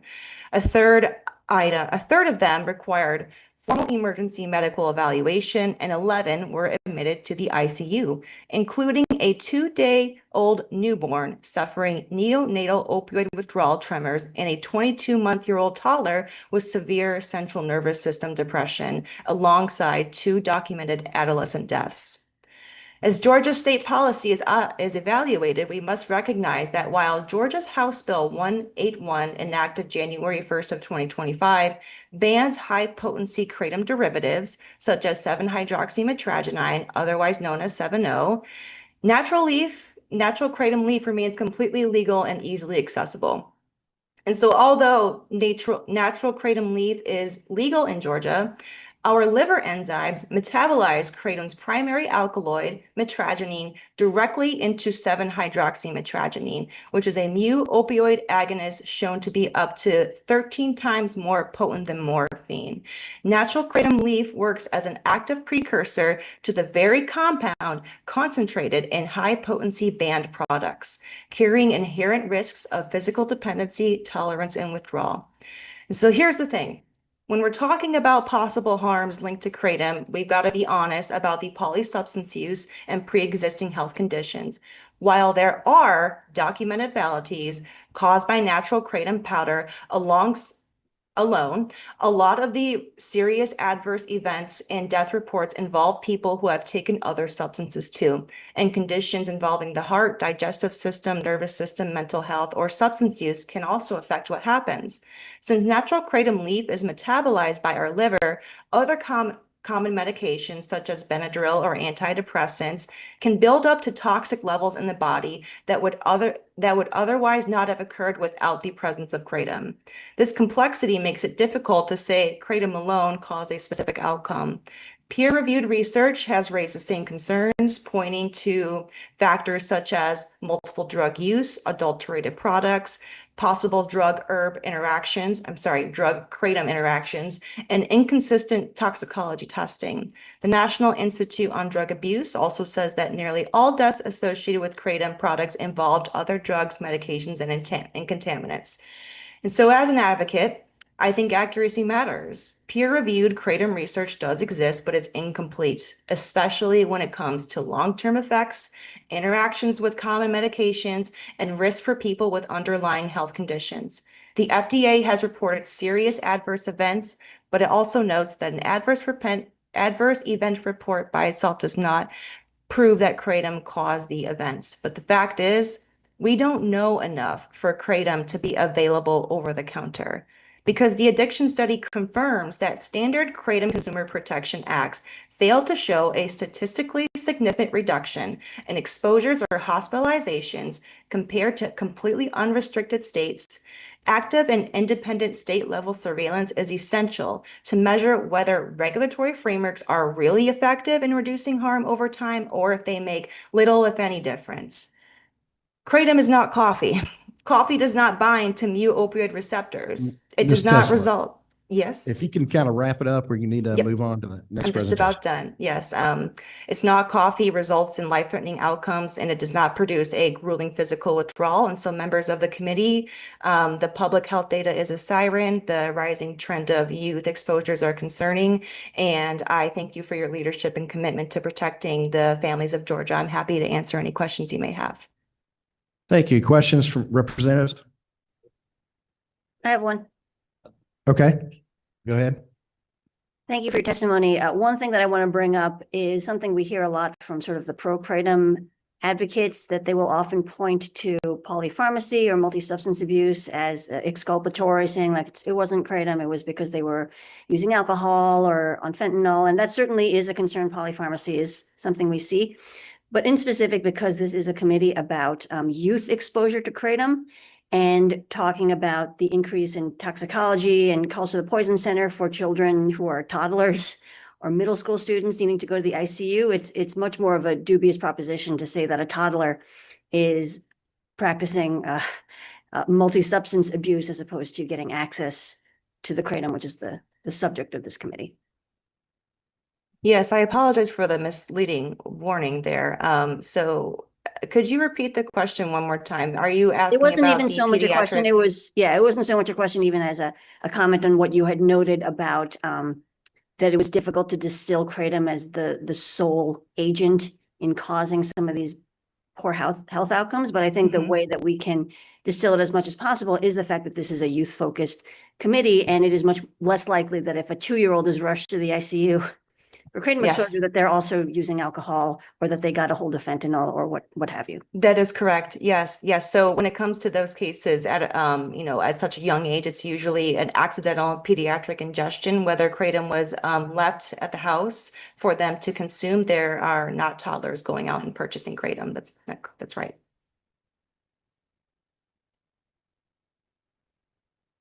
Okay, thank you. Representative Corbett. Thank you, Mr. Chairman. Thank you for your testimony. Just to clarify, you said you started out with 4 tablets or four pills? 4 capsules of natural kratom powder. For natural leaf.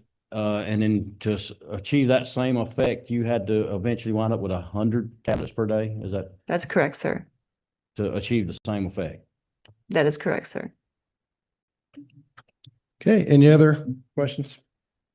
Okay, thank you, Ms. Teslak, and Dr. Al, Representative Al, we'll go to you next. Introduce your guest. Or Nick Fitzpatrick, if he's on the line, from Children's Health Carolina. Actually, I don't know that I was the one who found Dr. Fitzpatrick, but I'm very glad he's here to talk about youth exposure. Well, you're probably, that's true. Dr. Al's got a lot at the next meeting. I apologize, in Athens. We're doing more on vaping in Athens. And Dr. Fitzpatrick, if you're available. Of course, and let me see if I can share my screen.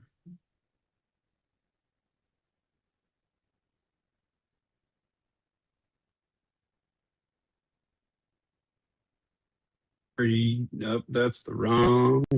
Here, let's swap displays. There we go. How's that? Oh, still. Oh my goodness.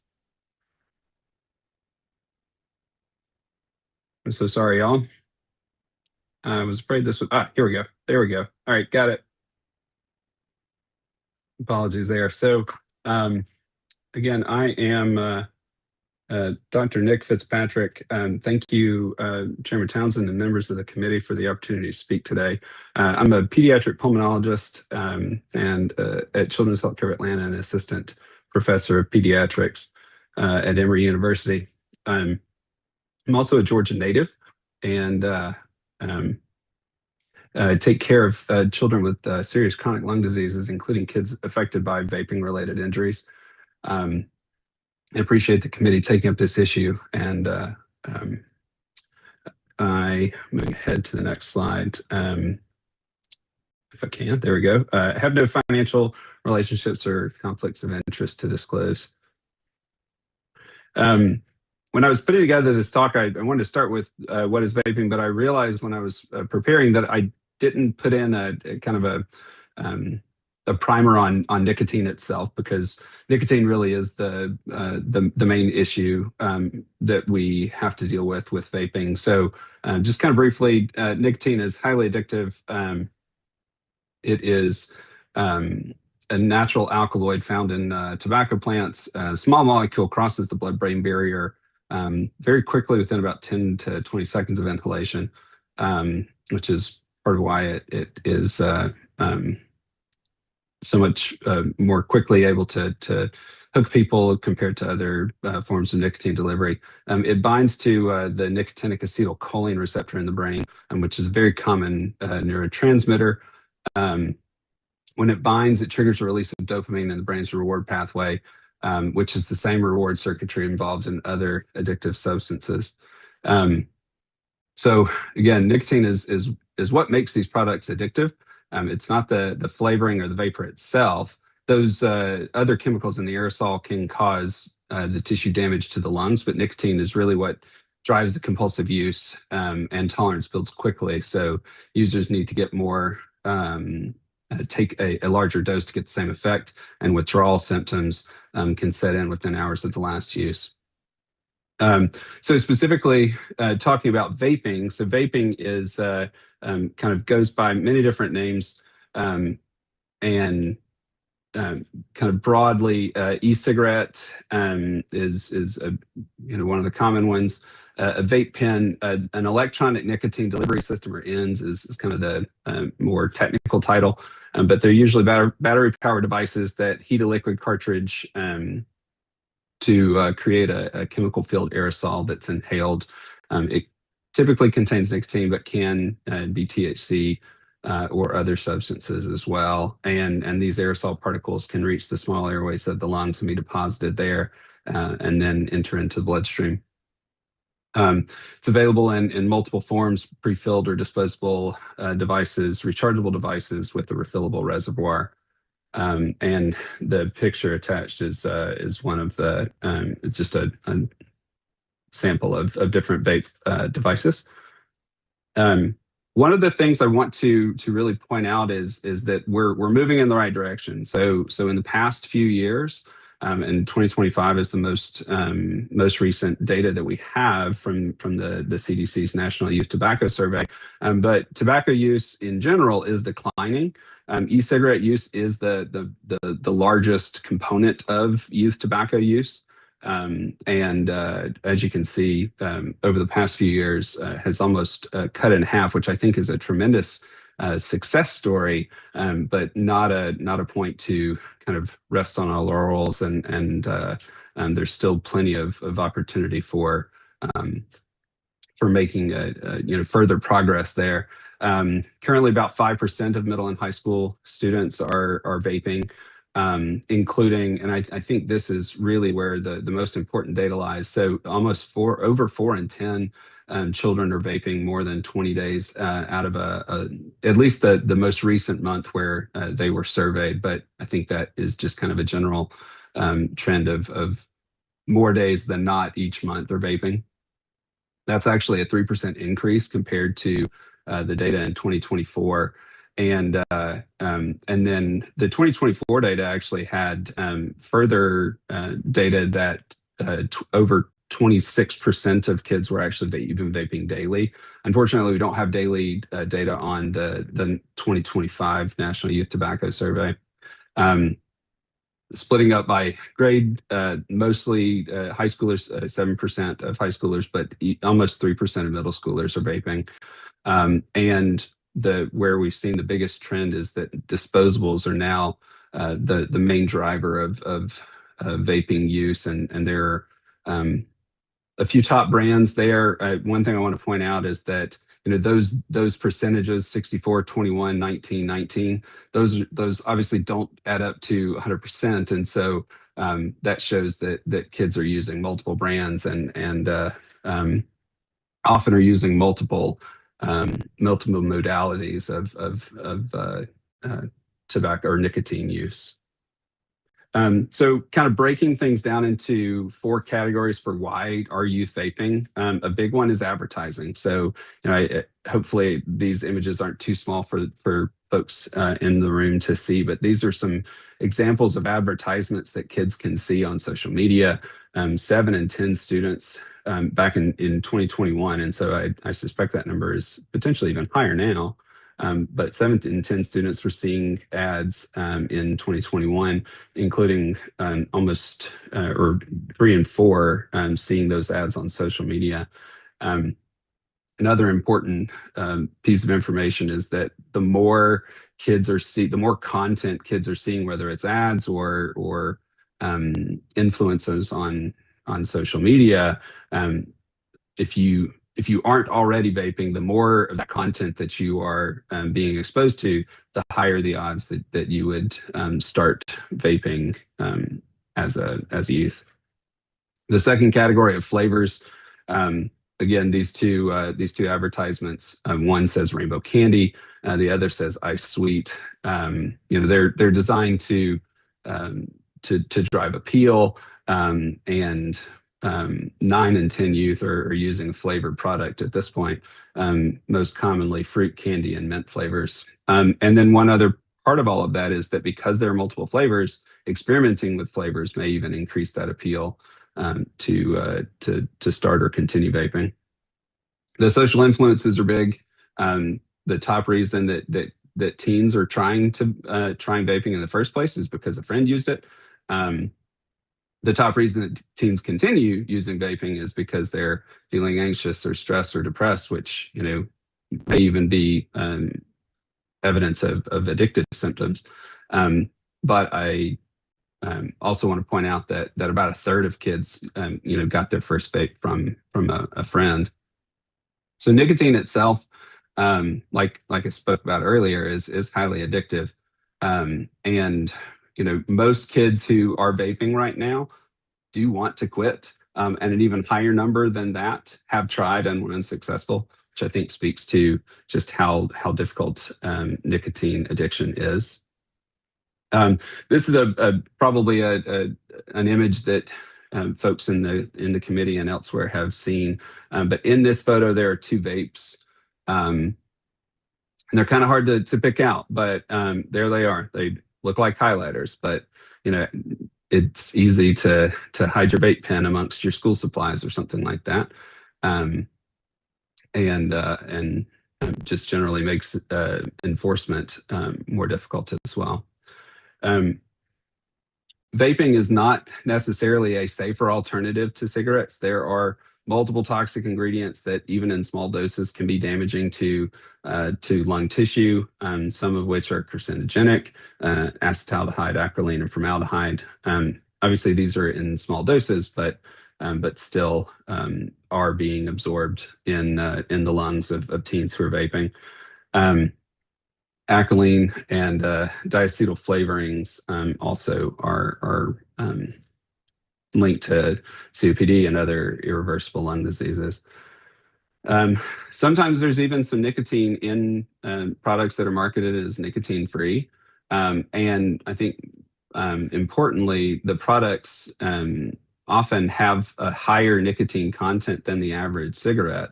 So it's more difficult to control the volume of or the dose of nicotine that the child is getting.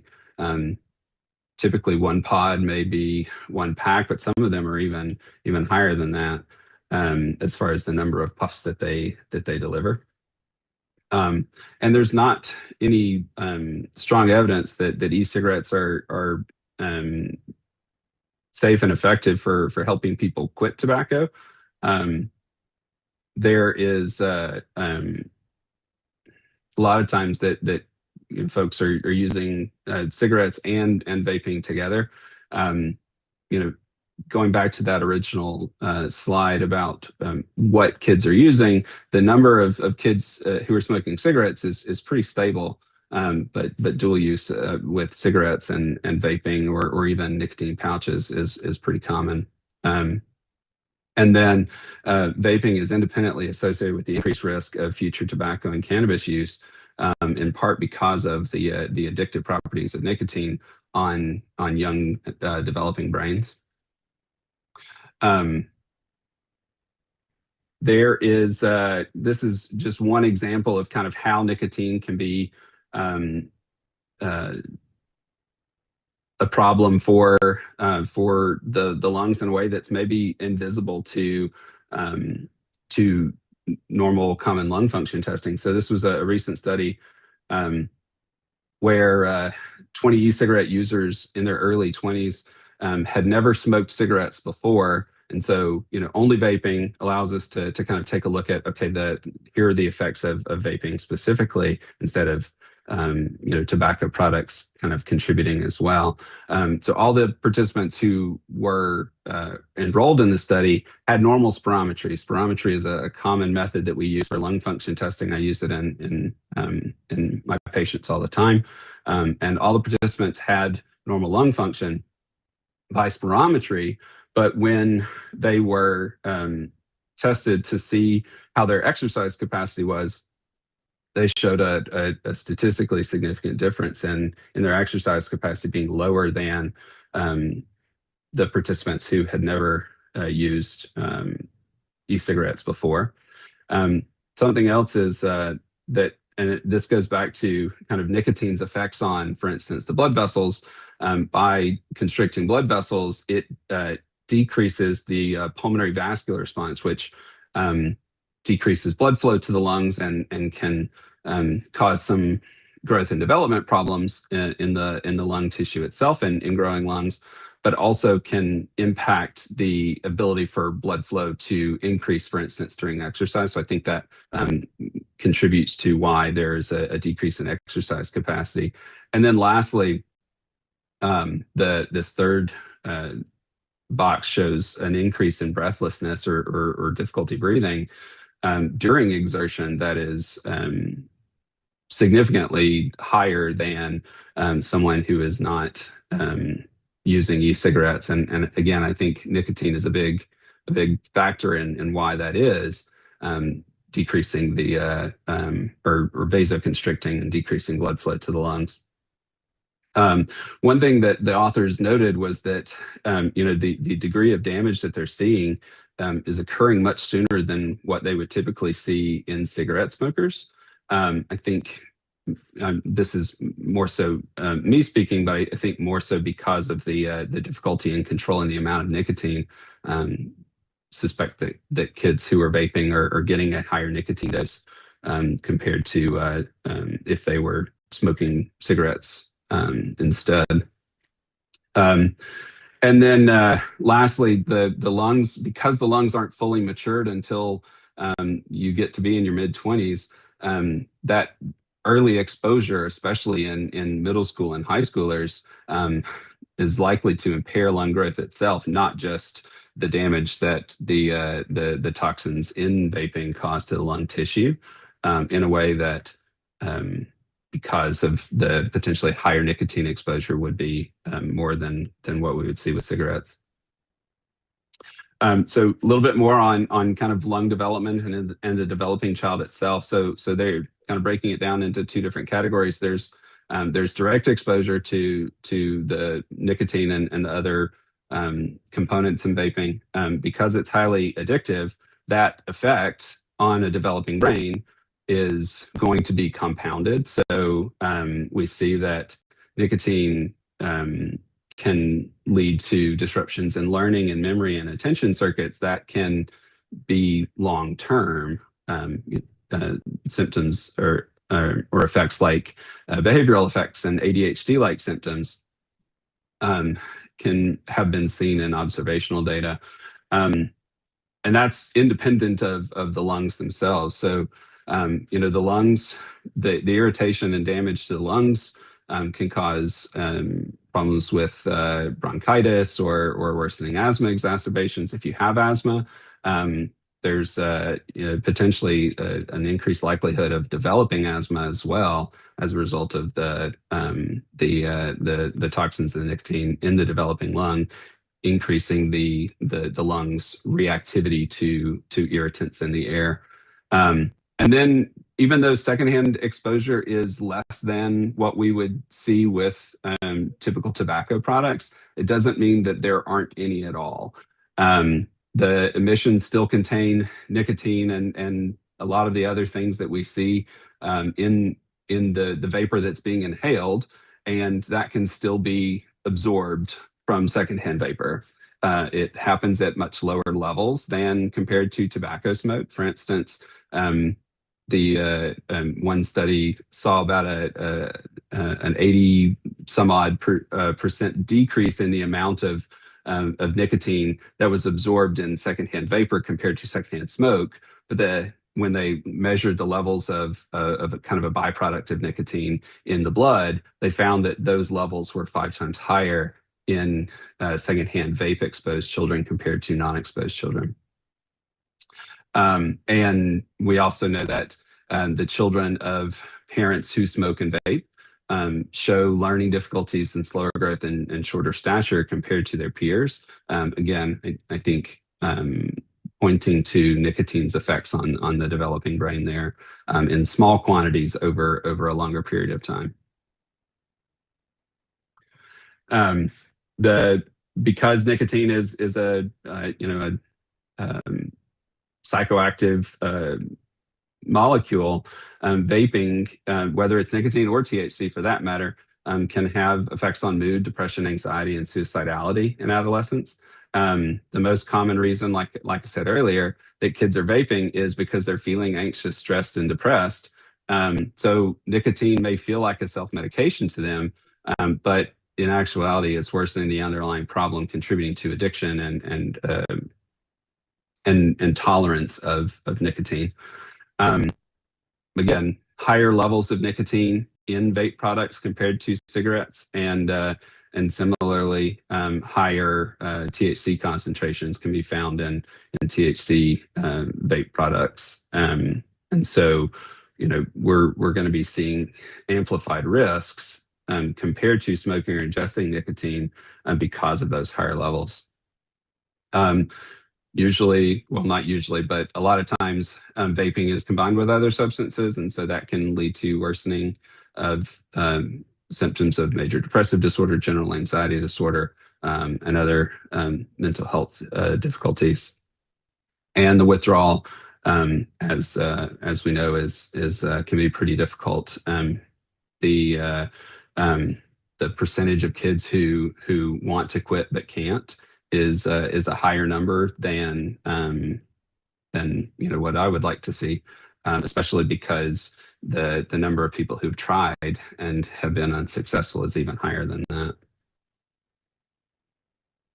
In addition to, and some of the speakers earlier talked about some of these same things with Kratom, accidental ingestions are a big problem with e-liquids and vape products. So more than 80% of poison control calls involving e-cigarettes were for ingestions for children under 5, either actually ingesting it or being exposed to the liquid in a way that can be harmful to the child, even if they're not the ones vaping themselves. The bottles themselves are often bright and appealing colors, as you saw in some of the ads earlier, which makes it easy for kids to want to get into them if they're left within reach. We do see severe outcomes from exposures happening, including if in a large enough amount, death is a possibility. The signs of toxicity are broad: palpitations and tremors, difficulty concentrating. Seizures have been reported in kids more so than adults with nicotine toxicity. And then even the packages themselves, the device malfunction, if a battery were to break down, for instance, a lithium-ion battery, we see times where a battery in a phone or something has exploded. Well, that can happen in a vape pen as well, and damage from that can be really dangerous. And there's even been cases reported of permanent vision loss from that getting into the eyes. We can kind of skip ahead. I did want to touch very briefly on e-Valley, e-cigarette or vaping associated lung injury is something that we were seeing a lot more, in 2019 and 2020, related to an additive that was in certain vape liquids causing severe lung injury to children. We're not really seeing those cases anymore, and it may be that that those cases aren't happening anymore, but we're also not tracking those cases anymore. I just kind of briefly polled some of my colleagues to see if anyone had seen any cases more recently, and at least in our group, the ones that I talked to had not, but do report some similar E-Valley-like illnesses that are related to, say, for instance, kind of an allergic reaction. So we're just not checking, so we don't necessarily know if that if E-Valley has gone away or is just kind of flying under the radar. The reason I bring this up is because the vitamin E acetate that was in the vape liquid, that was kind of coming from more of an illicit market that remains. And even if E-Valley from vitamin E acetate is no longer happening because that's been removed from products, you know, some other additive could be added in without any regulation to lead to some other serious illness or injury to children in the future. I did also want to touch very briefly on nicotine pouches themselves. So the small spit-free pouches are increasingly popular.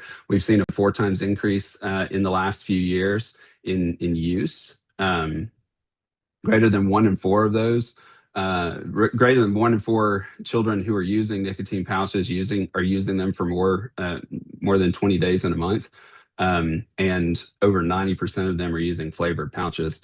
The reason that well, actually, we've kind of talked about it already as far as the effects of nicotine on the brain, but those effects are there because of the nicotine in the pouches, even if they're not necessarily ingesting the toxins in vapes.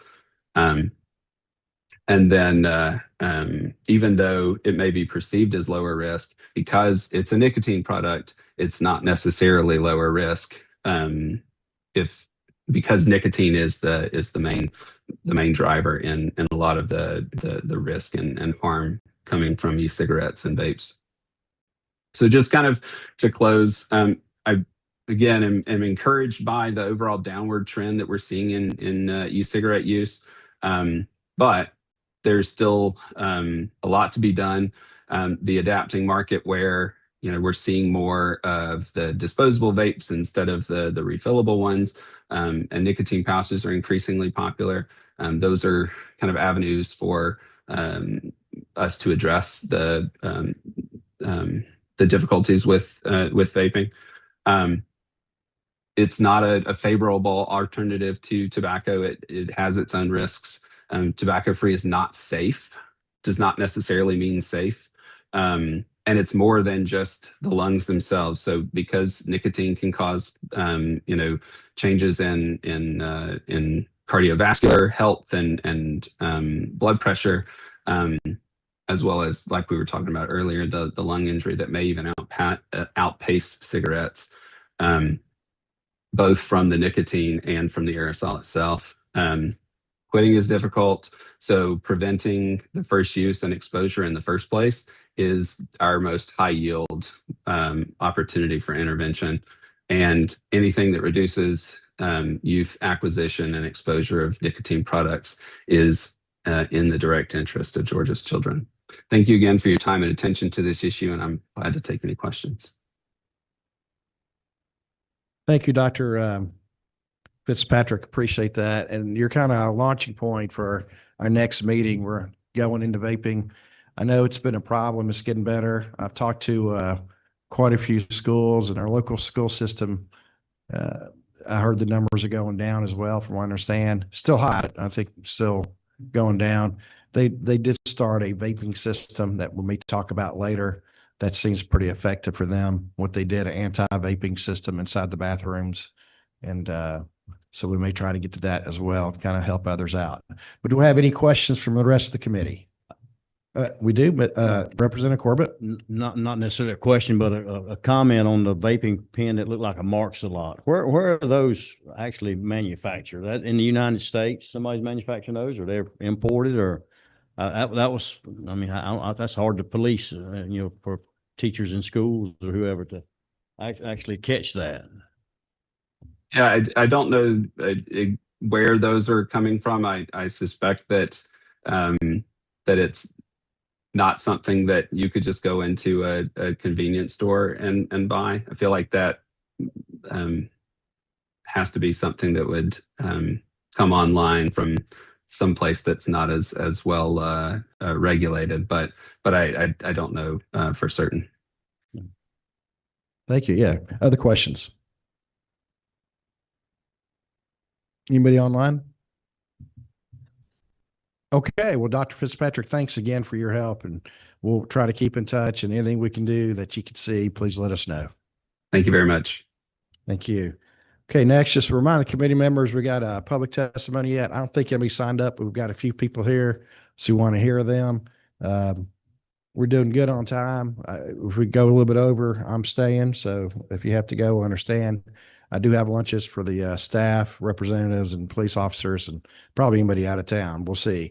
But let the staff and police officers grab a box first. We do have box lunches that I believe Leslie and Deborah have everything together. So if we can just start over here on this side of the room first. If you're here to speak, please step up to the podium. Let us know your name, where you're from, and tell us your story, please. And thank you for being here. Hold on one second. I understand. Thank you for being here. I'm Jim Gravidoni. You could buy that vape, sir, on Amazon. Yes, an American company, but it's made in China. Just want to briefly state, I am an recovered alcoholic. What I learned through Alcoholics Anonymous, that is a seemingly hopeless state of mind and body. But right now I use crushed leaf kratom, not the powder, the actual crushed leaf. I make a tea with it on a daily basis. I use it for chronic pain. Works very well. Never got up to the amount that that girl was taking. That is called no self-control. There has to be a point where you say, where is the parent responsible? Seeing we're parents of 6 children, one which we did deal with, the opioid problem, crisis. That child today could come down to dad's house in Georgia, have a cup of kratom tea with me, and never touch it again for 6 months. I can drive down here from Rome, Georgia, and not have a glass of tea. I'm in pain right now. I have some with me. Yeah, I'll make it when I go to the hotel in Savannah because my bride has never seen Savannah. But yeah, we traveled here today. Thank you. Like a lot of people say, there's a lot of good people out there. There's people your age in our establishment. We own a botanical bar. We have people coming in from the ages of 76 to 21. The minute this committee changed the law to 21, it went on our door the next week.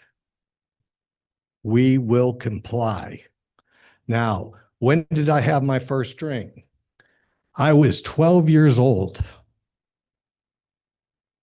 Who has a family that had a bar in the basement? Raise your hand. Did you guys have a bar in the basement as a child? Yes or no? We had a wine cellar. Okay. So you had wine. Okay. Did you ever take some of dad's wine? That's how it happens. That's how it happens. And it also happened at a convenience store where I grew up in Dearborn, Michigan. As you can see, I'm not as tall as a guy that was 6'4". But the guy couldn't tell I was only 15 buying beer, buying wine. You got to make the store owners responsible. Maybe it's through a registry.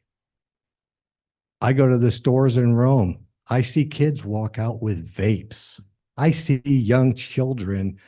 I'm saying children because they're younger than my kids. 16, 17-year-olds walking out with beer. I can tell they're 16 or 17. Why? They're not truly born American business owners. I don't know what to say. I'm not being politically incorrect by calling the kettle black, am I? You got to make them responsible. We also own the vape shop next door. We do not carry any Kratom products in our vape shop. But in the botanical bar, we serve tea that meets all Georgia, below Georgia standards.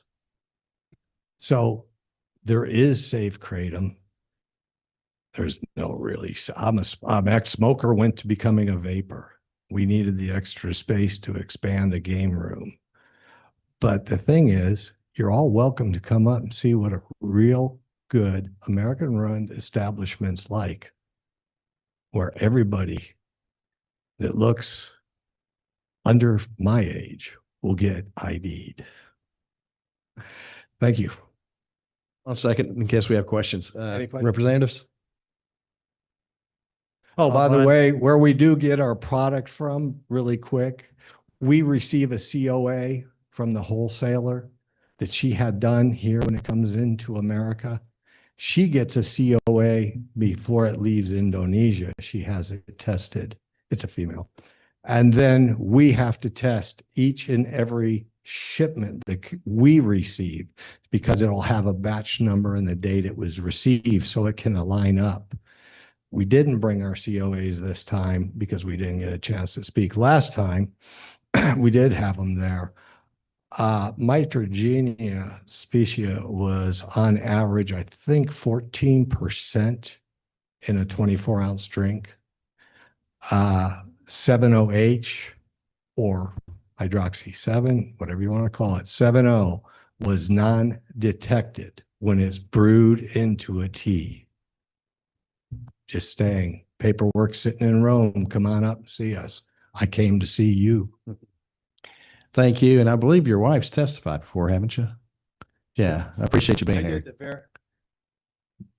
I testified with Angie from Kavamama. I think it was in 2023. Okay. And by the way, I told your committee in 2023, please ban 7-O.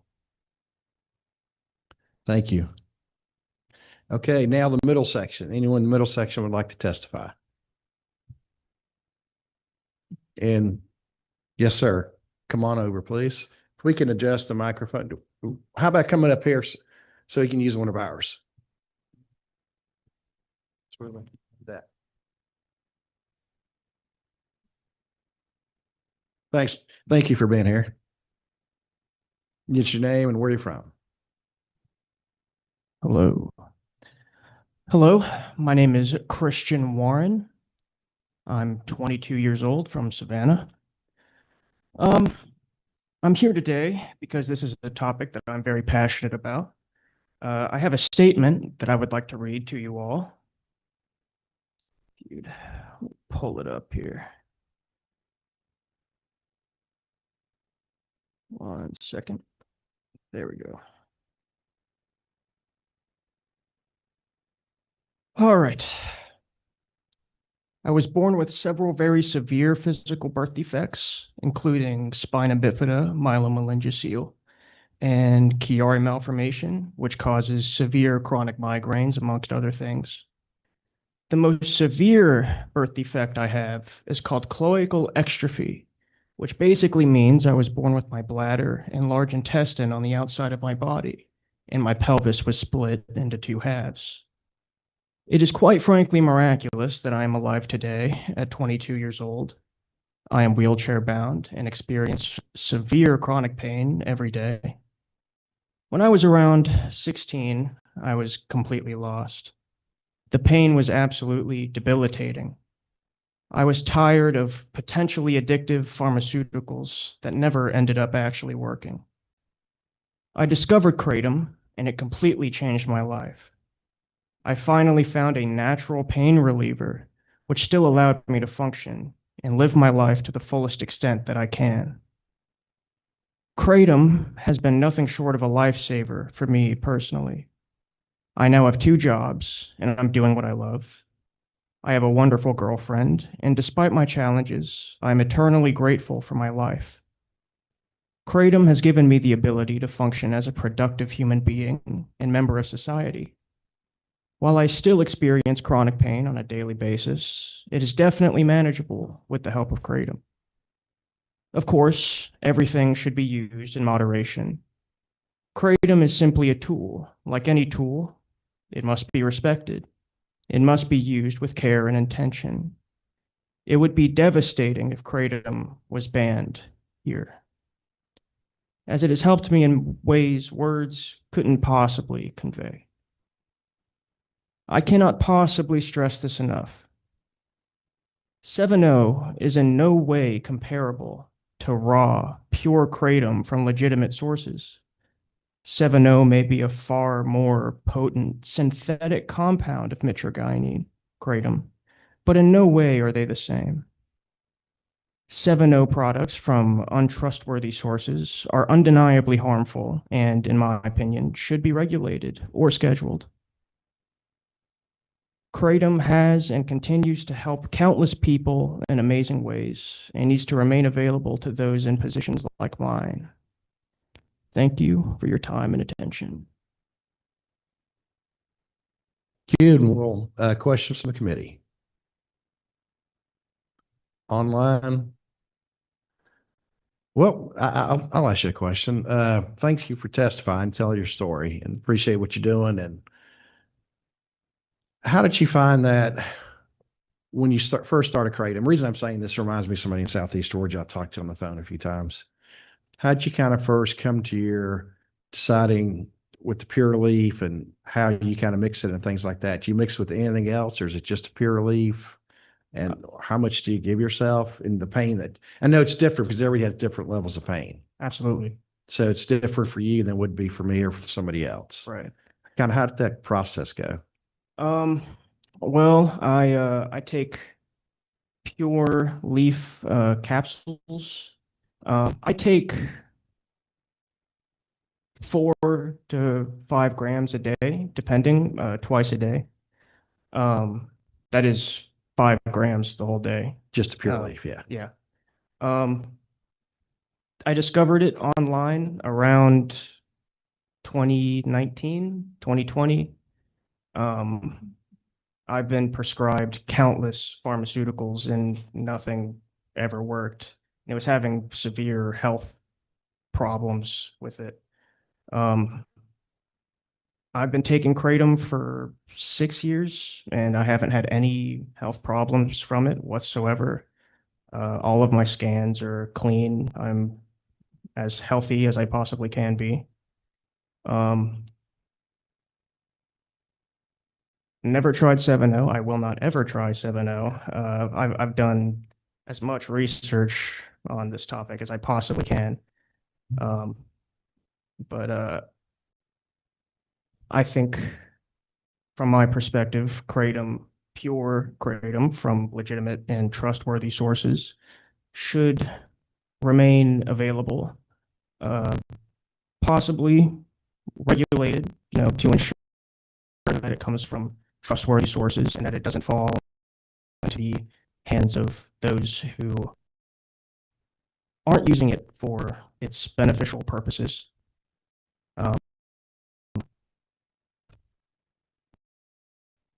That's about it. But I appreciate all of you for giving me the time to speak today. It is very much appreciated. And I look forward to following this closely. So please do, and thank you for your input and being here. It took a lot to get here. I know you're always welcome. So thank you, sir. Thank you. Okay, now if we can go to closed comments from any of the committee members first. Jordan Ruthen, we'll start with you and come on down. Thank you everyone for being here today. I appreciate all the testimony on both sides. I look forward to seeing everybody next month in Athens. We appreciate all the testimony and thank you so much for being here. And like I said, we need to get some good answers to this. Thank you. just reiterate what they said, a good meeting, a lot of information to take in, and look forward to the next meeting. Thank you, representatives. And Representative Al? Nothing to add. Thank you, everyone, for being here. I just want to say thank you. I appreciate it very much. Next meeting will be in Athens, Georgia. I believe it's the 25th. It's on a Friday, 9 to 1. Again, that'll be twofold. That'll be partial vaping, partial Mike Morton on that. For that, they've done a lot of research. University of Georgia, the pharmacy school there. And then the last meeting will be in Bremen, Georgia. I believe October 9th. It's also a Friday. And that'll be more at the Waco campus at West Georgia Tech. That'll be more focused on enforcement. Well, by then, hopefully we'll have some possibilities. If we decide to go the regulation route, hearing from DOR, possibly ag. If not, we'll just have to hear from them later.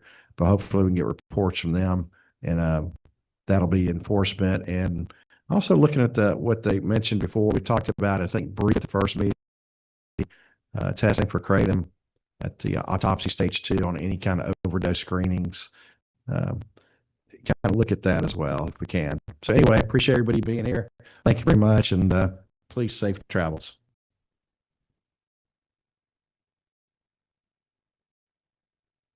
Nice, and we got 20 boxes of lunch. Please let the representatives, officers, staff, I want those, please. Oh my God, that was horrible. The audio was horrible at the end. Sorry about that. Yeah, I don't know if, I mean, it might be, my laptop is literally at 7% right now. I just looked up and I'm like, oh my God. I don't know. I think the charger I have is just messed up. The cable or something. I don't know.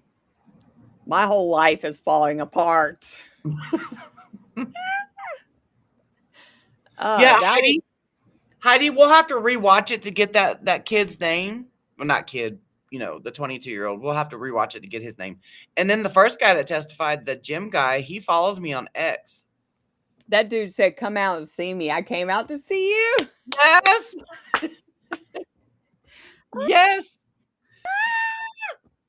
Oh, wait.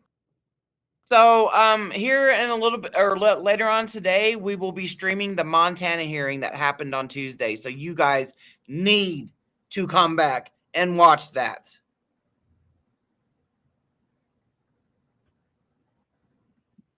I'm just making sure. I did it. Am I Yeah, a little glitching bit. out? Yep.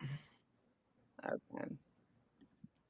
I can't get the freaking thing off of the thing. What? There's nothing on there. It's like the... Uh-oh. It's saying my page is unresponsive. Oh, it's done that before. Right now, it's just showing you. There's no shared screen. Okay. It's saying restream's unresponsive. Yeah, that's happened a couple times before.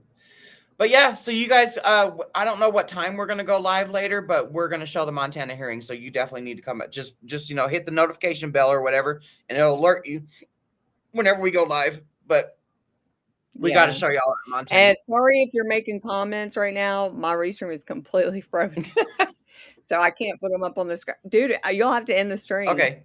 Well, so Heidi says I want to adopt him. I know.